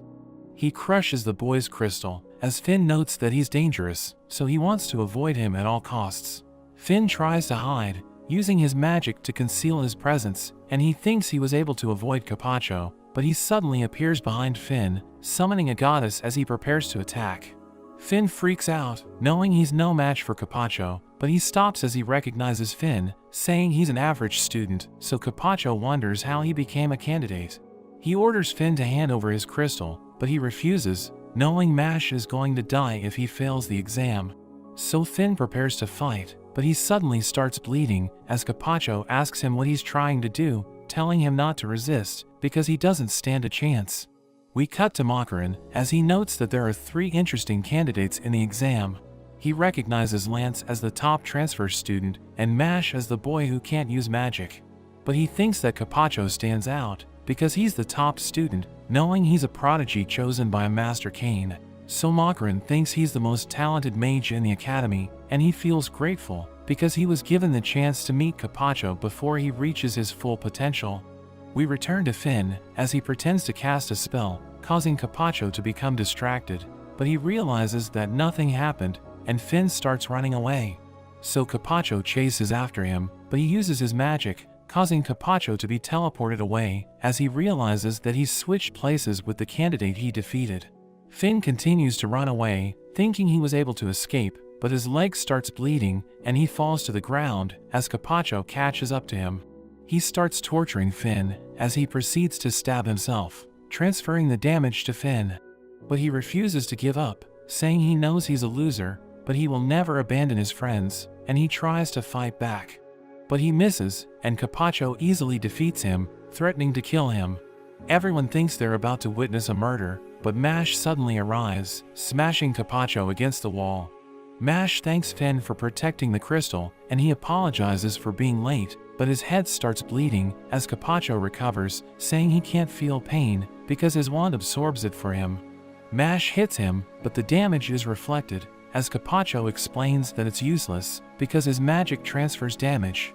He stabs himself, but his wound heals, and Mashle takes damage as he explains that he received the blessing of a Master Cane the moment he was born, and its powers are always active, so he has never experienced pain.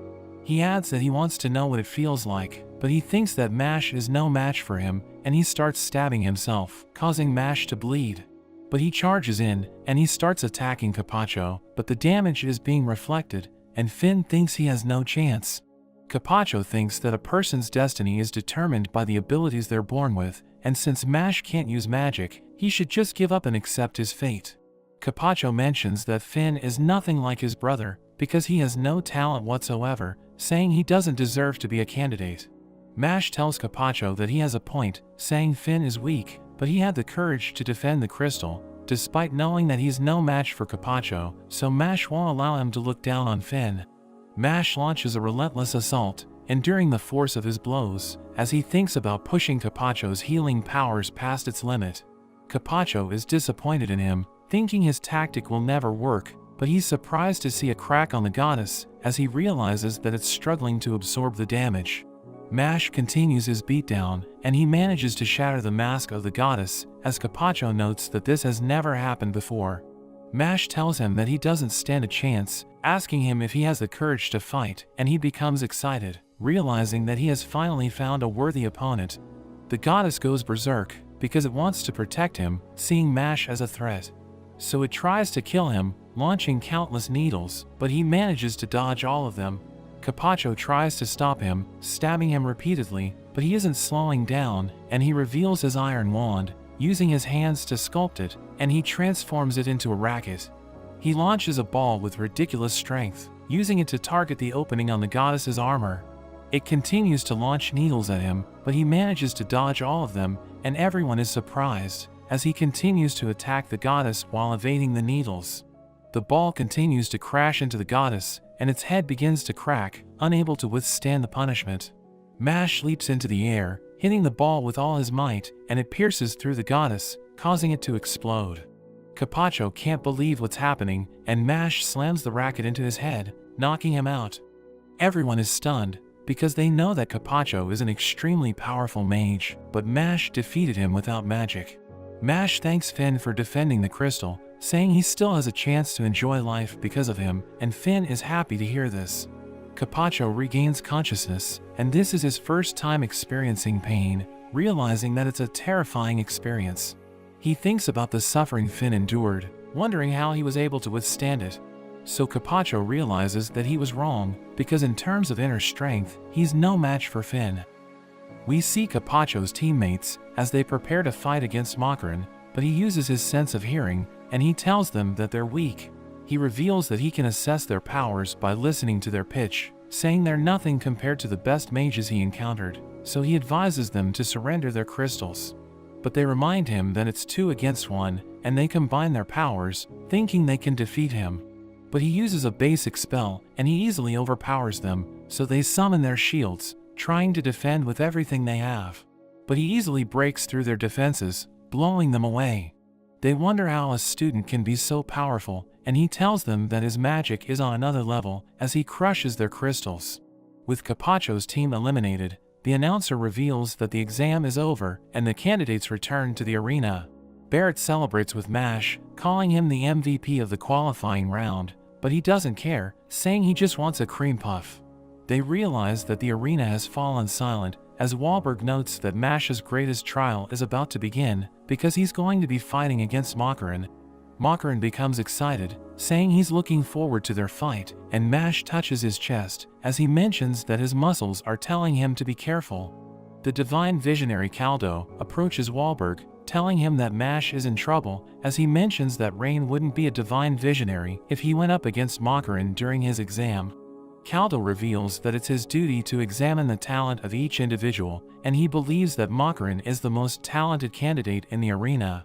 He knows that Wahlberg wants Mashle to win, but he thinks Mashle doesn't stand a chance because Makarin is too powerful for him. There's a boy that wants Mashle to lose, so he begs Makarin to win the fight, saying he's willing to put laxatives in Mashle's drink. But Makarin blows him away, threatening to kill him if he ruins the fun, and he sees Ada in the room, telling him not to interfere. So the boy realizes that Makarin is serious about the match, because he's willing to do anything to ensure that the fight is going to be fair. We cut to Mashle, as he reveals that he started lifting because Bernadette ordered him to do it, and he recalls that he hated the feeling, but he was able to make excellent progress. He explains that his life's purpose is to lift the heaviest weights, thinking the human body was made to pump iron, but Finn finds him weird, because he isn't talking to anyone. Lemon starts her monologue, as she reveals that she continues to be an emotional burden because she's in love with Mashle. Barrett suddenly approaches her, saying he can be her lover, but she rejects him, causing him to become devastated. But Finn wonders what's happening, as he notes that his friends are weird. Mashle realizes it's time for his protein shake, so he drinks it, as he explains that his muscles need nutrients to grow. Caldo joins them, and Mashle remembers him as one of the divine visionaries who bullied him. Caldo reveals that he's interested in Mashle, asking him if he wants to play a game before his fight with Makarin, but he declines, saying he needs time to rest. But Caldo explains that he's the head of the Magic Talent Administration, so he needs to assess Mashle's capabilities, saying Mashle won't become a divine visionary unless he acknowledges him. So Mashle agrees to play with Caldo, and he tells Mashle that he will be exempted from the exam if he manages to win. Caldo explains the rules of the game, saying the players must not look at the direction where their opponent is pointing, and Mashle accepts his challenge, as he starts pointing everywhere. But Caldo uses his magic, creating a circle around Mashle, as he explains that Mashle needs to stay in the circle until the game ends. Caldo explains that he must survive for 3 rounds, saying he will win if he doesn't face the wrong direction for 3 seconds after the round begins. He agrees to this, so they begin the first round, as Caldo points upwards. So he looks down, but a magic arrow suddenly appears, and it's about to hit his forehead, but he manages to dodge it without looking up.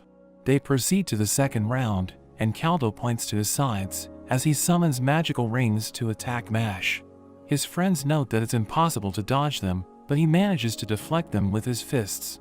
Caldo pulls out his magic sword, as he explains that it's enchanted with dark flames, which will consume anything it touches, so Mashle won't be able to deflect it. Finn tells him it's too dangerous, but he doesn't seem to care, and the final round begins, as Caldo points at 3 directions.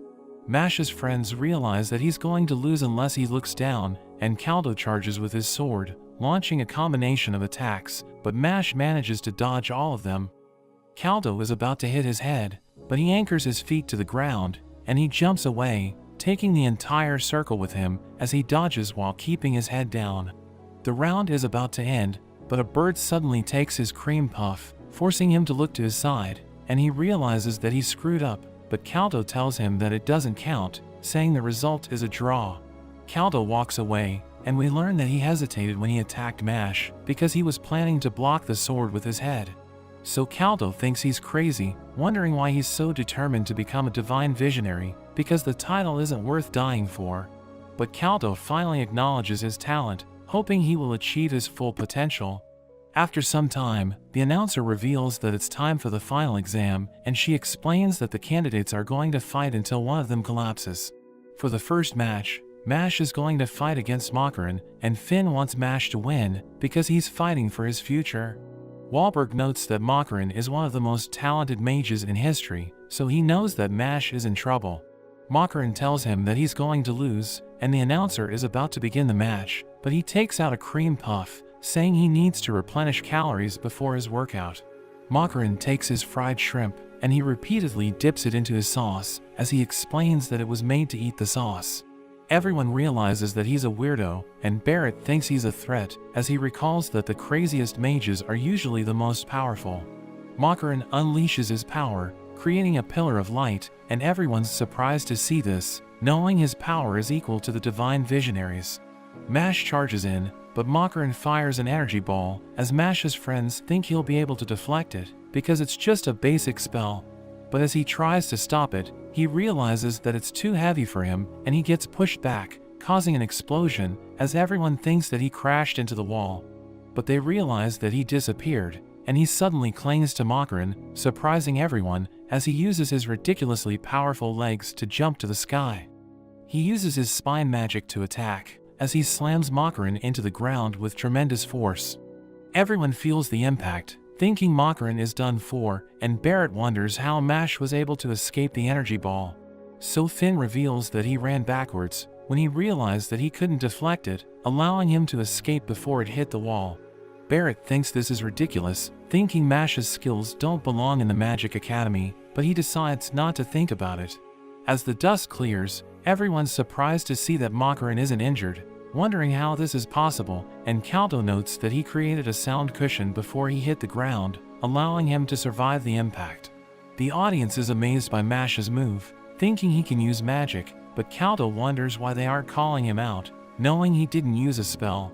Makarin mentions that he wants to enjoy the fight, and he starts launching energy balls, as Mash runs around, evading all of them. He appears behind Makarin, preparing to punch him, but he manages to react in time, pointing his wand at Mash's head. Barrett thinks Makarin is going to fire an energy ball, but he stops, saying he knows that Mash is holding back because he's trying to protect something. So he reveals that he has a cream puff, and Makarin mentions that he wants Mash to fight with everything he has, saying he should set it aside. So he surrenders it, wondering if Makarin is doing this because of his principles, but he reveals that he just wants to have fun. The crowd goes wild, but Mash's friends note that the moment was completely useless, and Lance notes that Mash and Makarin are still holding back because they're still testing each other's abilities.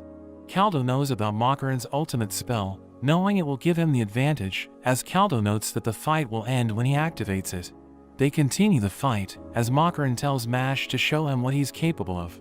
Makarin uses a spell to create a magical fist, and he launches it at Mash, who tries to stop it, but it passes through his body and destroys his eardrums, as Makarin reveals that his magic can't be stopped by physical attacks, saying Mash is at a disadvantage.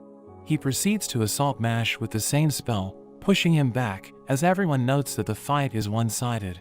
He realizes that he can't block the spell, because he can feel the damage inside his body, and Makarin mentions that he's disappointed, saying he isn't enjoying their battle. He summons an orchestra, causing a ring of light to appear, as countless instruments appear from the ground, surrounding Mash, and Makarin tells him that it's time to end the fight. The ground starts shaking, as the instruments play simultaneously, causing the ground to shatter, and everyone thinks Mash has been defeated, calling Makarin a genius. Caldo notes that he didn't even have to use his full power, but as the dust clears, he realizes that Mash is gone, and he appears below Makarin, pulling him into the ground. Mash emerges to the surface, and everyone is stunned, wondering how he was able to survive the orchestra. Finn reveals that he saw everything, and we learn that Mash dug into the ground before the spell hit him, allowing him to escape from the sound waves. But Finn knows that it's ridiculous, wondering how Mash was able to move faster than the speed of sound. He uses his quadriceps magic, kicking Makarin with incredible force, and everyone is amazed, thinking the fight is over. But he continues to assault Makarin, pummeling him while he's down, and everyone wonders why he's doing this, thinking it's extremely brutal. But Caldo knows that he's making the right move, because Makarin hasn't been defeated yet. He mentions that he's finally enjoying the battle, forcing Mash to retreat, as he mentions that he will fight in his true form. He uses his metamorphosis spell, surrounding him with magical energy as his body begins to transform, and a bright flash of light covers the arena as Makarin transforms into a kid. He mentions that Mash forced him to reveal his true form, and everyone is amazed to see this, but Mash doesn't care, thinking he looks ridiculous. We cut to Grants as he wonders how Mash is doing in the arena. Sean suddenly enters his room, telling him that Innocent Zero is on the move as he recalls that Mash is the target. So he tells Sean to call security, saying they will need Otto and Caldo to buy time for them. He wonders who's leading the group, but Sean reveals it's Innocent Zero himself, so Grants realizes that everyone's in trouble. We return to the arena as Makarin reveals that he can unleash his true power in his current form. He snaps his finger and he suddenly appears beside Mash, causing him to freak out. Everyone thinks that Makarin teleported and he's about to explain his powers, but Mash tries to punch him, so he snaps his finger again and he suddenly disappears. Mash realizes that he's already far away and he explains that his powers have expanded as he attacks Mash in an instant, revealing that he has become sound itself, and he continues moving around as he repeatedly snaps his finger. Caldo notes that he's moving at the speed of sound, knowing Mash will struggle to catch him, and he proceeds to attack Mash with a devastating combo, causing him to crash to the ground. But he gets back up, refusing to give up, so Makarin moves at the speed of sound, preparing to land the finishing blow, but Mash manages to dodge it, surprising everyone. He appears behind Makarin, who wonders how he did it, but Caldo knows what happened, explaining that sound travels faster through a solid surface. So Mash touched the wall, allowing him to feel the sound before the attack hit him, and he used his incredible reflexes to evade.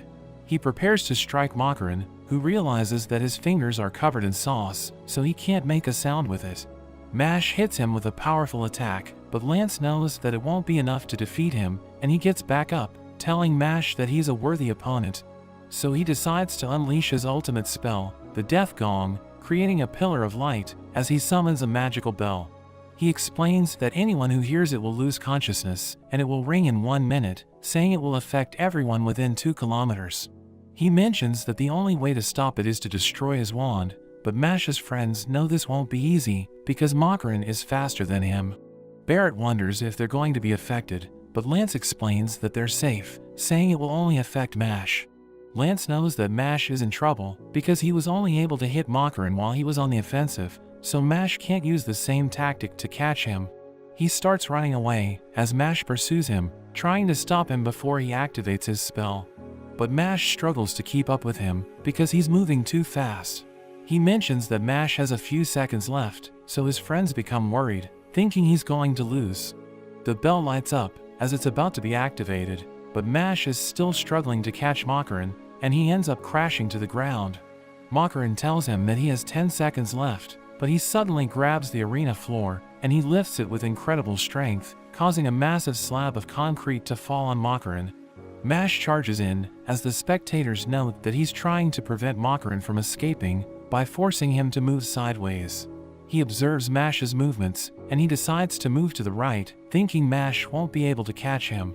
But he suddenly kicks away, allowing him to keep up with Makarin's speed, but he thinks that Mash will never catch him because he already gained enough distance. But Mash stops him with his pinky, pulling him back and causing him to drop his wand. Mash shatters it with his hand, and the bell disappears, impressing everyone as Makarin mentions that he's amazing because he can defeat the best mages without magic. Makarin accepts defeat, and everyone celebrates, but Otto isn't happy with the result. However, everyone suddenly experiences a tremor, causing them to panic as the sky shatters, allowing a black dragon to enter the arena. We see a mysterious man riding it, and Wahlberg recognizes him as Innocent Zero. He uses his magic to stop time, preventing everyone from moving as he makes his way to Mash, saying he's been looking forward to meeting him. He's happy to learn that Mash is still alive, calling him his son, and Innocent Zero reveals that he needs to absorb Mash to achieve his complete form. But Wahlberg stops him, and we learn that he can move and stop time, saying he won't let him take Mash without a fight. He explains that since he's the headmaster of the academy, he will protect the students with his life. Innocent Zero's companion prepares to attack, but Wahlberg glares at him, and he imagines himself getting sliced in half, so he panics, wondering what just happened. Wahlberg laughs at him, telling him to back off, and he becomes intimidated, but Innocent Zero tells Wahlberg not to bully his friends. Wahlberg asks him about his goal, and he reveals that he wants to become a perfect human, but Wahlberg wonders why he's willing to sacrifice countless lives to achieve this, telling him that his actions have caused everyone to suffer. But he doesn't care, thinking everyone was made to serve him, and he thinks that Mashle was created to be absorbed by him, so he's going to take him away. Wahlberg finds this ridiculous, saying Mashle is destined to become the beacon of hope for the world, so he won't allow Innocent Zero to absorb Mashle. He reveals his magical lines as he prepares to fight Innocent Zero, who unleashes an ominous aura, saying they haven't fought in a long time. Wahlberg summons his wand Uranus, while Innocent Zero calls Kronos, and they're about to unleash their powers. But Wahlberg is surprised, as Innocent Zero summons demons, saying he just needs to absorb Mashle, so he doesn't care what happens to the other people in the arena. But Wahlberg uses his magic, allowing the candidates and divine visionaries to move, and he tells them to deal with the demons, while he fights against Innocent Zero. So Barrett and Lance use their magic, allowing them to destroy the demons, but they have no idea what's happening, thinking they just need to fight for their lives. Caldo charges in, trying to stab a demon, but it manages to stop his sword, so he unleashes his dark flames, and he proceeds to slaughter the demons. He's about to get overwhelmed, but Otto protects him with his sand magic, and he mentions that the demons have the power equivalent of a double liner. He tells Caldo to protect Wahlberg, but more demons appear, blocking their path, and we see that Lance and Barrett are surrounded, but they continue to fight on. Caldo launches his flames, burning the demons blocking his path, and Otto fights the demons, summoning sand spikes to impale them. Innocent Zero wonders if Wahlberg's students will be able to defeat the demons, but Wahlberg tells him to focus on their fight, as he teleports them away. We see them floating in the sky, as Wahlberg mentions that they will be able to fight without interruptions. Barrett and Lance continue to struggle against the demons, but they realize that a tower is emerging from the ground, and they see Celt summoning an enormous ball of spikes, thinking he's planning to kill everyone. Giant demons appear, as everyone realizes that the demons are trying to kill them, but they're completely ignoring Mashle, so Makarin thinks they created a trap to capture him. Barrett wonders how Makarin came to that conclusion, so he mentions that it's just a woman's intuition, and Barrett realizes that he's a woman at heart. Barrett tells Mashle to stop Cell, because the demons are completely ignoring him, so Mashle leaves the arena and rushes to the tower. Cell thinks that Mashle won't be able to reach him, since he's on top of the tower, but he becomes surprised, as Mashle is able to destroy the tower, bringing him to the ground. He remembers Mashle, explaining that it's useless to destroy the tower, because his magic won't disappear unless he's defeated. But Mashle doesn't recognize him, causing him to become surprised, and Mashle digs through his memories, but he still has no memory of him. Back in the arena, everyone continues to fight the demons, but Barrett sees a baby crying, so he becomes confused. But the baby suddenly uses a spell, transforming him into an infant, and the baby returns to his adult form, revealing that he's a criminal named Sitter. He explains that his magic allows him to turn targets into infants, thinking Barrett is defenseless as a baby. He doesn't believe Sitter, trying to use his magic, but he realizes that he can't, so he starts running away. He knows he's in trouble, so he approaches Lance, trying to ask for help, but he has no idea what Barrett is saying, because he lost his ability to speak clearly. Sitter tries to attack them, but Lance dodges his spell, realizing that he turned Barrett into a baby. The demons try to attack Lance, but he uses his gravity spell to take them out, realizing that he needs to protect Barrett during the fight. He continues fighting, but he suddenly realizes that Barrett is gone, because he was distracted by a toy. Lance rushes to his side, but he ends up getting hit by Sitter's spell, and also becomes a baby. He starts arguing with Barrett, and they dodge the demons' attacks, as they realize that their bodies are reacting to the toy. Sitter thinks they're done for, because they have lost their magical powers, so he thinks about bullying them, ordering the demons to attack. But Lance uses his gravity spell, smashing them to the ground, as Sitter realizes that Lance is still powerful as an infant. Barrett notes that he was able to compensate for his lack of magical power by concentrating his magic on a smaller area, and Barrett is impressed, realizing that he's a genius. They return to their original forms, but Lance tells Barrett not to let his guard down, because the battle is far from over. Meanwhile, we see Grant and Sean making their way to the arena, as Sean wonders how Wahlberg knows Innocent Zero. So Grant reveals that the magic realm was shaped by a man named Adam, who is considered as the most powerful mage in history, and Wahlberg and Innocent Zero were his best students. Their powers are said to be equal, but Grant mentions that Innocent Zero chose to attack them, thinking he must have a plan. Grant knows that Wahlberg is their only chance of defeating Innocent Zero, thinking they're doomed if he ends up losing. We return to Innocent Zero as he removes his hood, revealing that he has no face. Wahlberg is surprised to see this, asking him if he has abandoned his humanity, but he becomes offended, thinking Wahlberg sees him as a monster. He creates his face, telling Wahlberg that he's still human, and he reveals his goals, saying he wants to absorb Mash and kill Wahlberg. He uses his Living Dead spell, creating a magical clock, which starts spinning with ridiculous speed, and a coffin appears, as Wahlberg realizes that he's using a forbidden spell. But we cut to Barrett, as he wonders how Mash is going to defeat Cell, because he was only able to do it with Abel's help during their last fight. But he's fighting Cell alone, so Barrett becomes worried, thinking he's in trouble. Cell launches countless projectiles, but he's surprised to see that Mash is able to dodge all of them, realizing that he's running on top of them.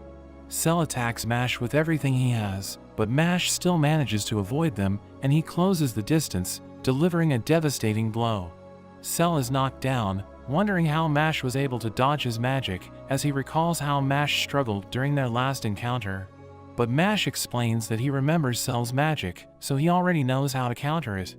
We learn that Adam introduced magic to the world, and he created the Bureau of Magic, making him the most influential mage of all time. During his later years, he focused on providing social assistance to those who can't use magic, and he taught his students to protect the weak, calling it the responsibility of a powerful mage.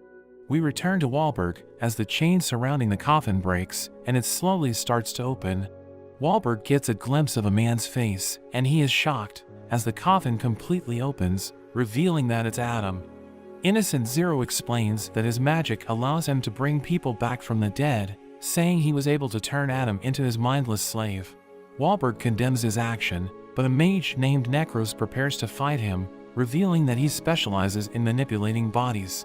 Wahlberg prepares to attack, but Necros uses Adam's body, reminding Wahlberg that Adam is the greatest mage of all time. He unleashes a dark energy beam, and Wahlberg struggles to defend himself, as Innocent Zero reminds him that Adam died because of old age. But his spell allowed him to summon Adam in his prime, thinking Wahlberg doesn't stand a chance against him, because his magical power is unrivaled to this day.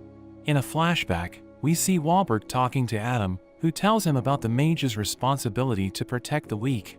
But Wahlberg thinks the idea is questionable, because people should strive to become stronger and protect themselves.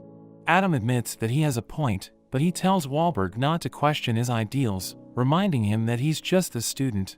But Adam explains that he was just joking, telling Wahlberg that he's still young and he'll figure it out when he grows older, because he has immense potential. Back in the present, Wahlberg manages to stop the spell, surprising everyone, as he mentions that Adam is the greatest man he has ever known. But he knows that the times have changed, so the past is no longer important, saying he's willing to fight Adam to defend the academy. He claims that despite his old age, he's still in his prime, and Necros knows that he's currently the strongest mage alive, but he thinks Adam is better than Wahlberg. Adam uses his magic, creating a ball of energy which destroys everything in its path, and Necros explains that Adam's dark magic returns everything to the void, thinking Wahlberg doesn't stand a chance against it. Adam summons a magical snake, and Wahlberg barely manages to avoid it, as Necros notes that he isn't using magic, thinking it's because his spells are useless against dark magic. Necros calls Adam the best toy ever, saying he has a new favorite, and Adam summons more magical snakes, surrounding Wahlberg, but he manages to destroy them. Adam unleashes a dark energy beam, but Wahlberg counters with the nails of Uranus, and it cuts through Adam's magic, slicing through Necros, who realizes that he just lost his arm. Wahlberg reveals that his magic controls space, telling Necros that his arm went to a distant spot, but Wahlberg assures him that it won't kill him. He thinks Wahlberg removed the space that the dark magic was occupying, so he thinks about covering a larger area, and Adam uses his magic, attacking Wahlberg from all directions. But he manages to defend himself, causing Necros to become surprised, because he's using the strongest mage in history, but he's still at a disadvantage. He still thinks that dark magic is the strongest, and he uses Adam's ultimate skill, creating an enormous ball of darkness. He launches it at Wahlberg, But he laughs, revealing that he's been relying on his wand, but he's going to start using his magic. The nails of Uranus form a diamond, and he fires a massive beam of light, which is able to overpower Adam's magic. So Necros panics, trying to escape, but he ends up getting hit, causing him to disappear. Wahlberg remembers Adam, saying he will inherit all of his teachings, and Innocent Zero approaches him, ready to take him on. We return to the arena, as Barrett and Lance continue to fight the demons, but there's too many of them, and Caldo thinks they're trying to deplete everyone's magical powers. But Anna tells him to stop complaining, and he realizes that they have no choice but to keep fighting, knowing they need to defeat the demons to protect the students. We see Mash talking to Cell, wondering why he's being targeted. So Cell tells him about the forbidden magic of body construction, revealing that Innocent Zero is planning to achieve immortality by sacrificing 6 blood relatives. He explains that Innocent Zero prepared 6 children as vessels, and Mash is one of them, telling him that he was made to help Innocent Zero achieve his goal. He tells Mash that he should be honored, because he's going to become a part of the strongest being in the world, and he thinks that it's similar to how muscles need protein to improve. But Cell becomes confused, because he can't understand what Mash is saying. Mash thinks the information is too much to handle, thinking he must be dreaming, so he decides to take a nap, and he immediately falls asleep. But Cell wakes him up, and he becomes disappointed, realizing that he isn't dreaming.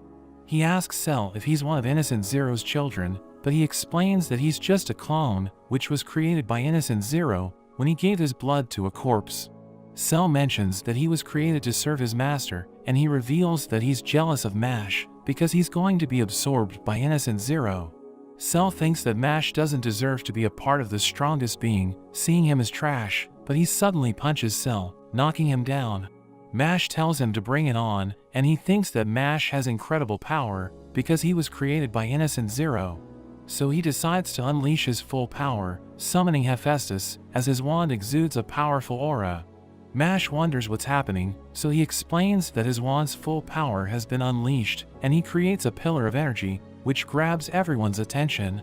He reveals that Innocent Zero only needs Mash's heart, so he plans to cut Mash's body into pieces, and just save his heart. Cell uses 2 of his blades to attack, and Mash barely manages to avoid them. We see that they're sharp enough to slice through buildings, and Cell explains that his blades can slice through anything, because they're made of diamonds. The blades return, and they pursue Mash, but he easily dodges them, thinking he needs to ignore them to defeat Cell. But as he continues to dodge them, he realizes that Cell has 2 blades on standby, thinking he's planning to use them to defend himself. Mash thinks he's going to be in trouble if Cell uses them, and he wonders if Mash is afraid, saying he will kill everyone if Mash runs away. He activates the ball of spikes, and it suddenly starts growing, as he explains that summoning Hephaestus increased his magical power. He tells Mash that everyone's going to die once the ball hits the arena, telling him to give up. Cell launches his blades at Mash, but he starts running away, and Cell wonders if he's going to abandon his friends. But he suddenly appears behind him, revealing that he ran around the academy to escape the blades. Cell becomes surprised, realizing that Mash is incredibly fast, and he thinks Mash will take him out before his blades arrive, so he decides to harden his skin, making it as tough as diamond. The blades hit Mash, causing him to fall to the ground, and Cell proceeds to stomp on him, but he suddenly realizes that Mash is covered in cream puffs. He mentions that there's a party, and he proceeds to stuff Cell's mouth with cream puffs, so he becomes confused, wondering why Mash is still alive.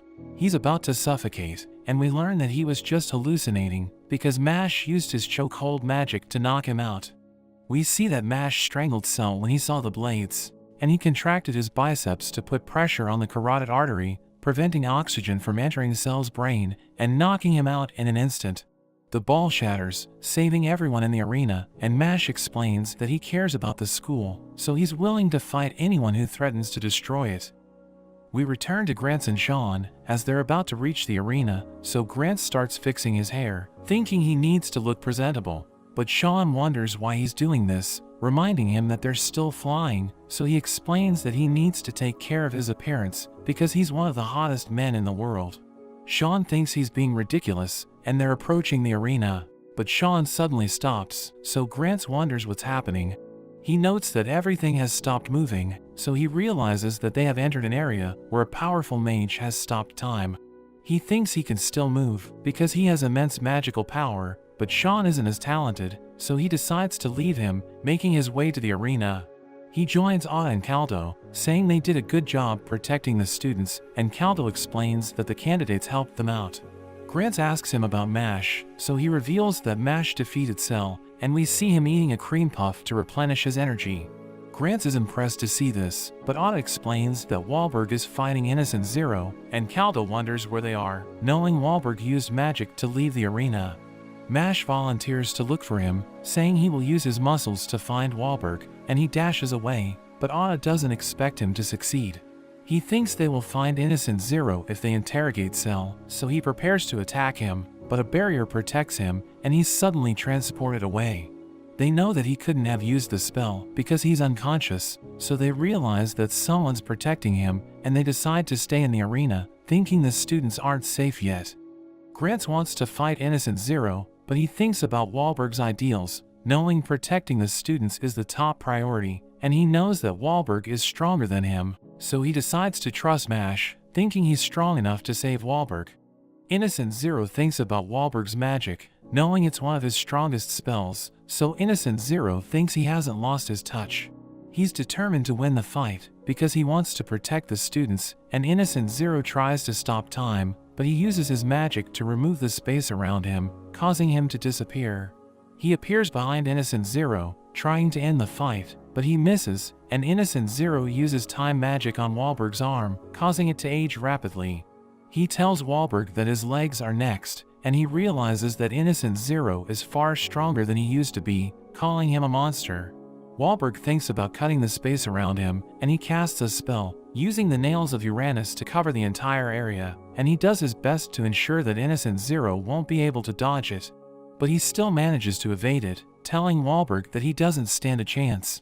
He realizes that Innocent Zero stopped time before the spell hit him, and he uses his time magic once again, causing Wahlberg's arm to turn to dust. Innocent Zero tells him that resistance is futile, because there's a massive power gap between them, saying he was able to become stronger by focusing on himself, while Wahlberg was obsessed with protecting others. In a flashback, we learn that Wahlberg was lonely as a child, because he always got sick, and his grades were average. He thinks there's nothing special about him, so he lacks confidence, and he decides not to go to school, because he doesn't want to interact with the outside world, thinking nobody's going to like him. But Adam visits him, telling him random facts, and advising him to go to school. Wahlberg rejects him, but he continues to do this for several days, so Wahlberg becomes upset, trying to get him to leave, but he still refuses to give up. After some time, Wahlberg becomes curious, wondering why Adam is doing this. So he explains that he can't leave Wahlberg alone, causing him to become happy because he realizes that someone cares about him, and he decides to start going to school. Back in the present, Wahlberg tells Innocent Zero that he knows what it's like to be selfish, but he explains that he was saved by the kindness of others, so he refuses to abandon his students. He unleashes his full power, as he explains that he won't change his ideals even if he dies, and he uses his ultimate skill.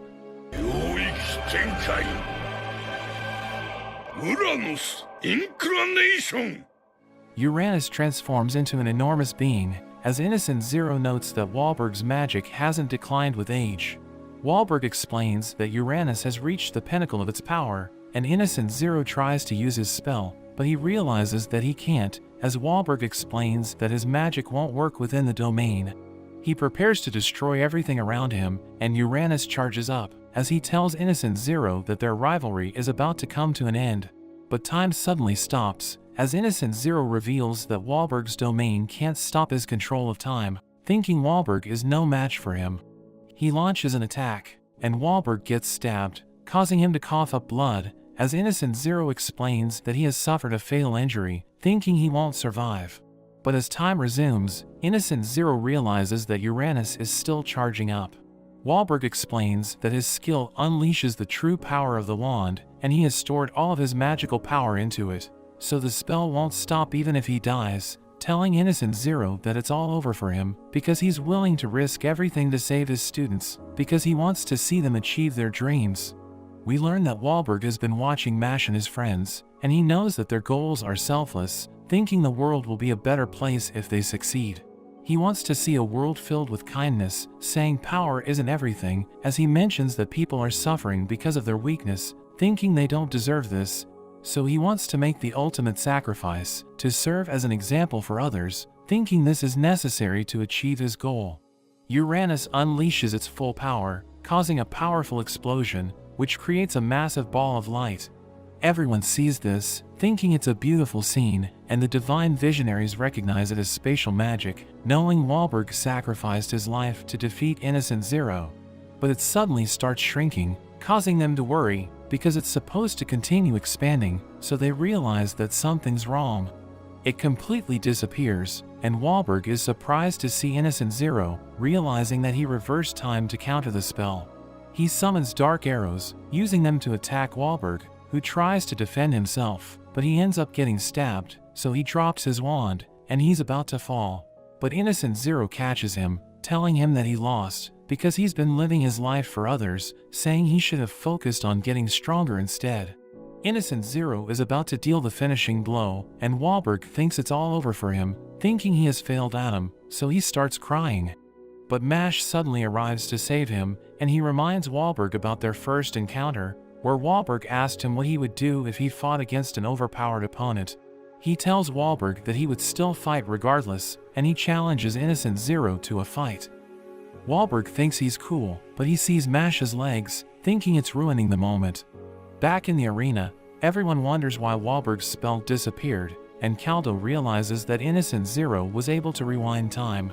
So Grants decides to look for Wahlberg, telling Caldo to take charge, but he knows that Innocent Zero is stronger than him, so he thinks he's going to have a hard time.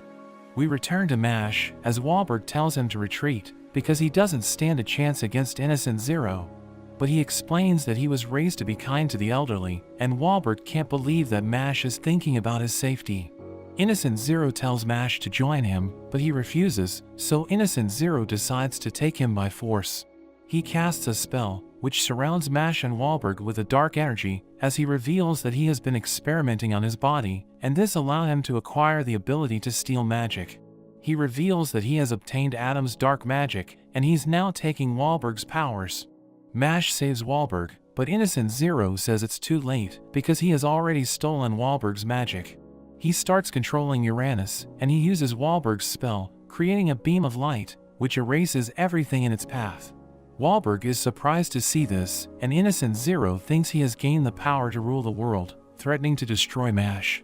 But he suddenly charges in, delivering a devastating combo, but Innocent Zero completely endures it, and he stops Mash, saying his attacks are working.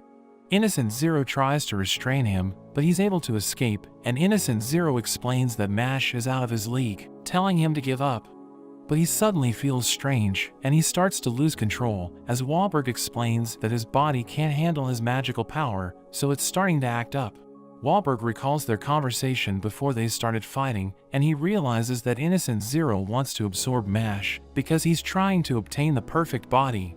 He believes Mash was created to be absorbed by him, but Wahlberg disagrees, saying Mash has the right to decide how he wants to live his life. But Innocent Zero finds this ridiculous, explaining that Mash has no right to live, because he can't even use magic. Innocent Zero explains that Adam tried to make the world a better place, but despite his influence, he couldn't get the mages to accept non-magic users, so Innocent Zero thinks Mash will always be an outcast. He unleashes a beam of light, and Wahlberg realizes he can't dodge it, but Mash saves him, and he's surprised by Mash's speed. But he notes that Innocent Zero is far stronger than them, thinking they don't stand a chance, but Mash reminds him that magic is everything, and the strongest magic user is an evil person. So he believes the world will accept him after he defeats Innocent Zero, but he thinks Mash is being ignorant, calling himself the strongest being in the world. But he opens a portal, as he explains that he needs to adapt to his body, so he decides to retreat. But before he leaves, he casts a spell, which causes a beam of dark energy to descend from the sky, but it breaks into tiny particles before reaching the arena. The demons disappear, so everyone wonders what's happening, thinking Innocent Zero must have a plan. They sense a powerful presence, as the demons' energies gather outside, causing an enormous monster to appear. Mash and Wahlberg see it from a distance, and Innocent Zero tells Mash to prove his strength by defeating it, thinking he doesn't stand a chance.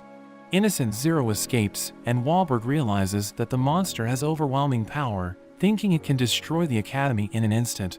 But he runs out of magical power, and he's about to fall to his death, but Grants arrives to save him, realizing that he's severely injured.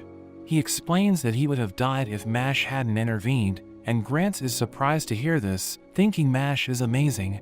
Time resumes in the arena, and everyone's confused, because they have no idea what's happening.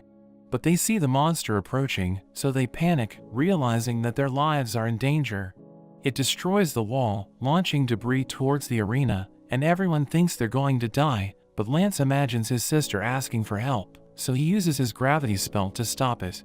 He mentions that his sister gives him strength, but Barrett hears this, realizing he's a weirdo, and Makarin uses his spell to destroy the debris. Everyone runs for their lives, as the monster approaches the arena, and Barrett tries attacking it with his spell, but a barrier protects it, so he becomes confused, wondering why his magic didn't work. So Caldo explains that it's protected by a magic nullifying barrier, thinking an enemy mage created it. He reveals that Ada is looking for the mage, and they decide to help him, knowing they don't stand a chance as long as the barrier is active. Everyone tries to escape, but they realize that they're trapped inside the arena, because the barrier is preventing them from leaving. Lance asks Makarin if he isn't going to run, but he wants to stay and fight, and Lance joins him, saying they must protect the other students. The monster reaches the arena, and it stares at everyone, so they fall into despair, thinking they're doomed.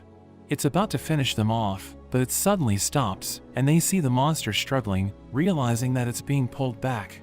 They wonder what's happening, knowing it can't be magic, because the barrier is still protecting it. So they decide to take a closer look, and they can't believe their eyes, as they see Mash grabbing onto its chain, trying to stop it from killing everyone.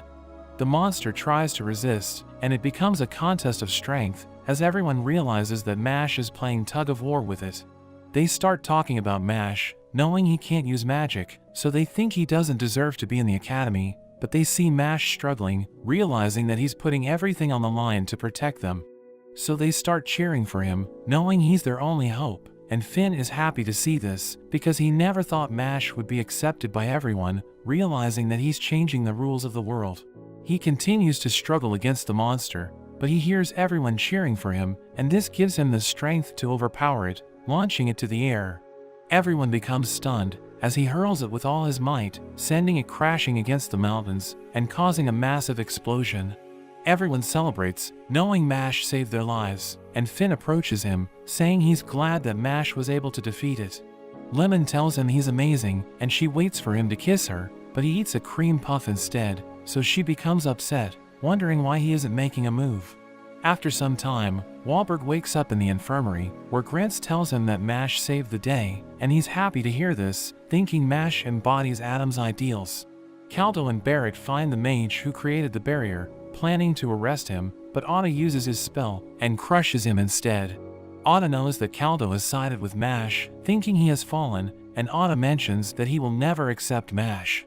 But Caldo reveals that he hasn't fully accepted Mash either, but he recognizes Mash's strength, telling Ada that he might have to accept it in the future.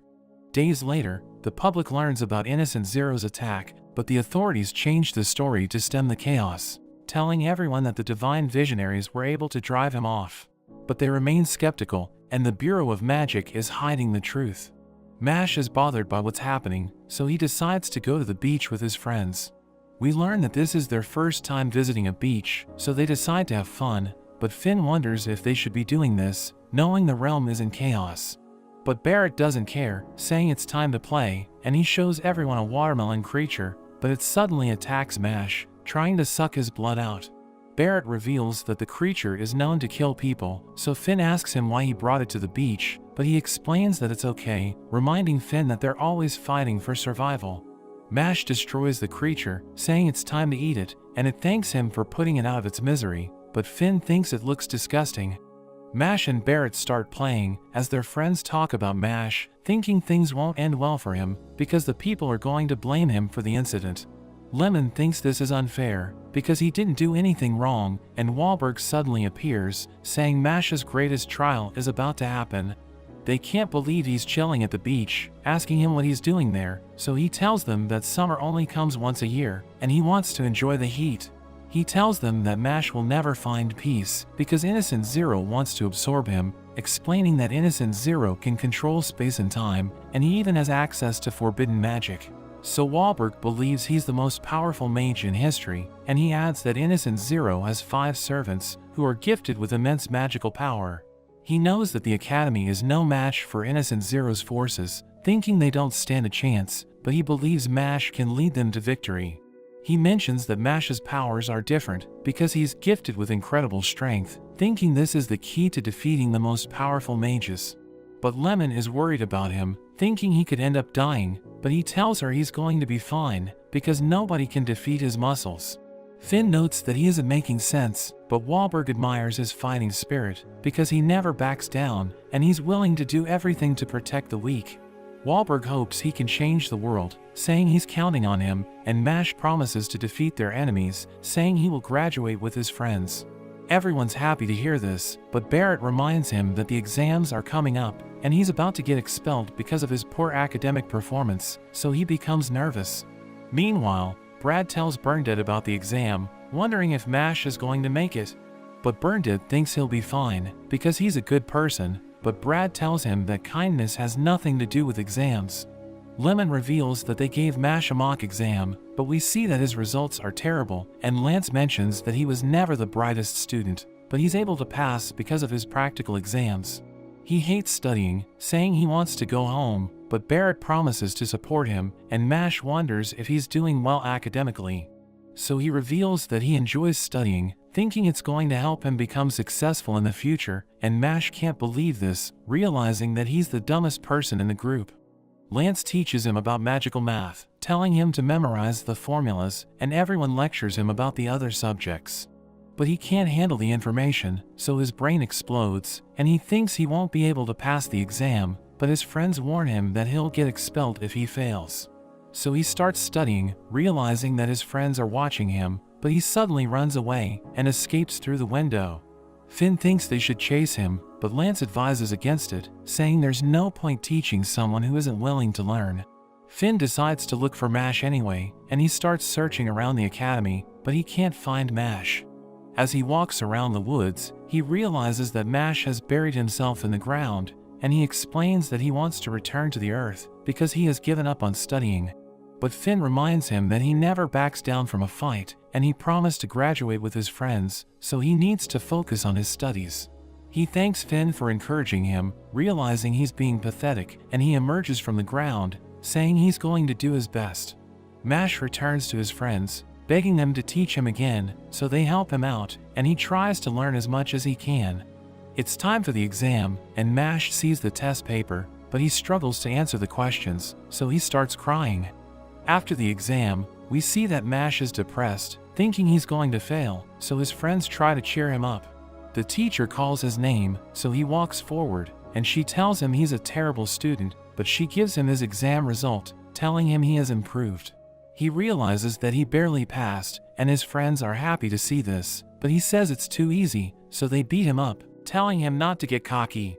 At that moment, Tom tells them to bamboo it, but Finn has no idea what he means, so Lance explains that everyone knows about Mashle because he was mentioned in the newspaper. Tom tells them to bamboo it again, and Barrett realizes that the civilians are rushing to the campus because they want to get rid of Mashle. They gather outside the academy, telling the authorities to hand over Mashle because he doesn't deserve to be there, calling him an abomination. But Lemon confronts them, and she explains that it doesn't matter if Mashle can't use magic because he's a great person. But they don't accept her explanation, asking her who she is, so she tells them she's his wife, but they don't believe her, knowing she's too young to get married. So she explains that she's his soulmate, saying she's destined to marry him, and they become upset, thinking she's messing with them. Barrett appears, introducing himself as Mashle's agent, and he explains that Mashle has prepared a statement for them. He starts reading it, but he suddenly insults them, and they become angry, realizing he isn't taking them seriously. Barrett and Lemon defend Mashle, knowing he did nothing wrong, but a man calls them criminals because they're defending a non-magic user, and he throws a stone, which ends up hitting Lemon. So Mash thinks about facing the crowd, but Lance stops him, telling him he needs to endure it because he's only going to make the situation worse.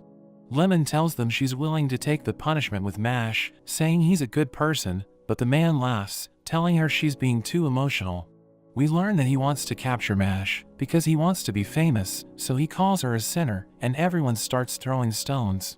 But Mash saves her, catching the stones before they hit her, and the man thinks he's an easy target because he can't use magic. The man uses a spell, which traps Mash in a steel chamber, and he explains that it's indestructible, thinking Mash won't be able to escape.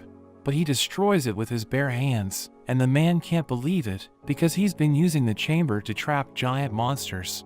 Mash manages to break free, and he lifts the chamber, launching it to the air, and it ends up falling on the man and trapping him inside. Mash knows that the people don't like him, but he promises to become the strongest in the realm and prove that it's okay to be a non-magic user.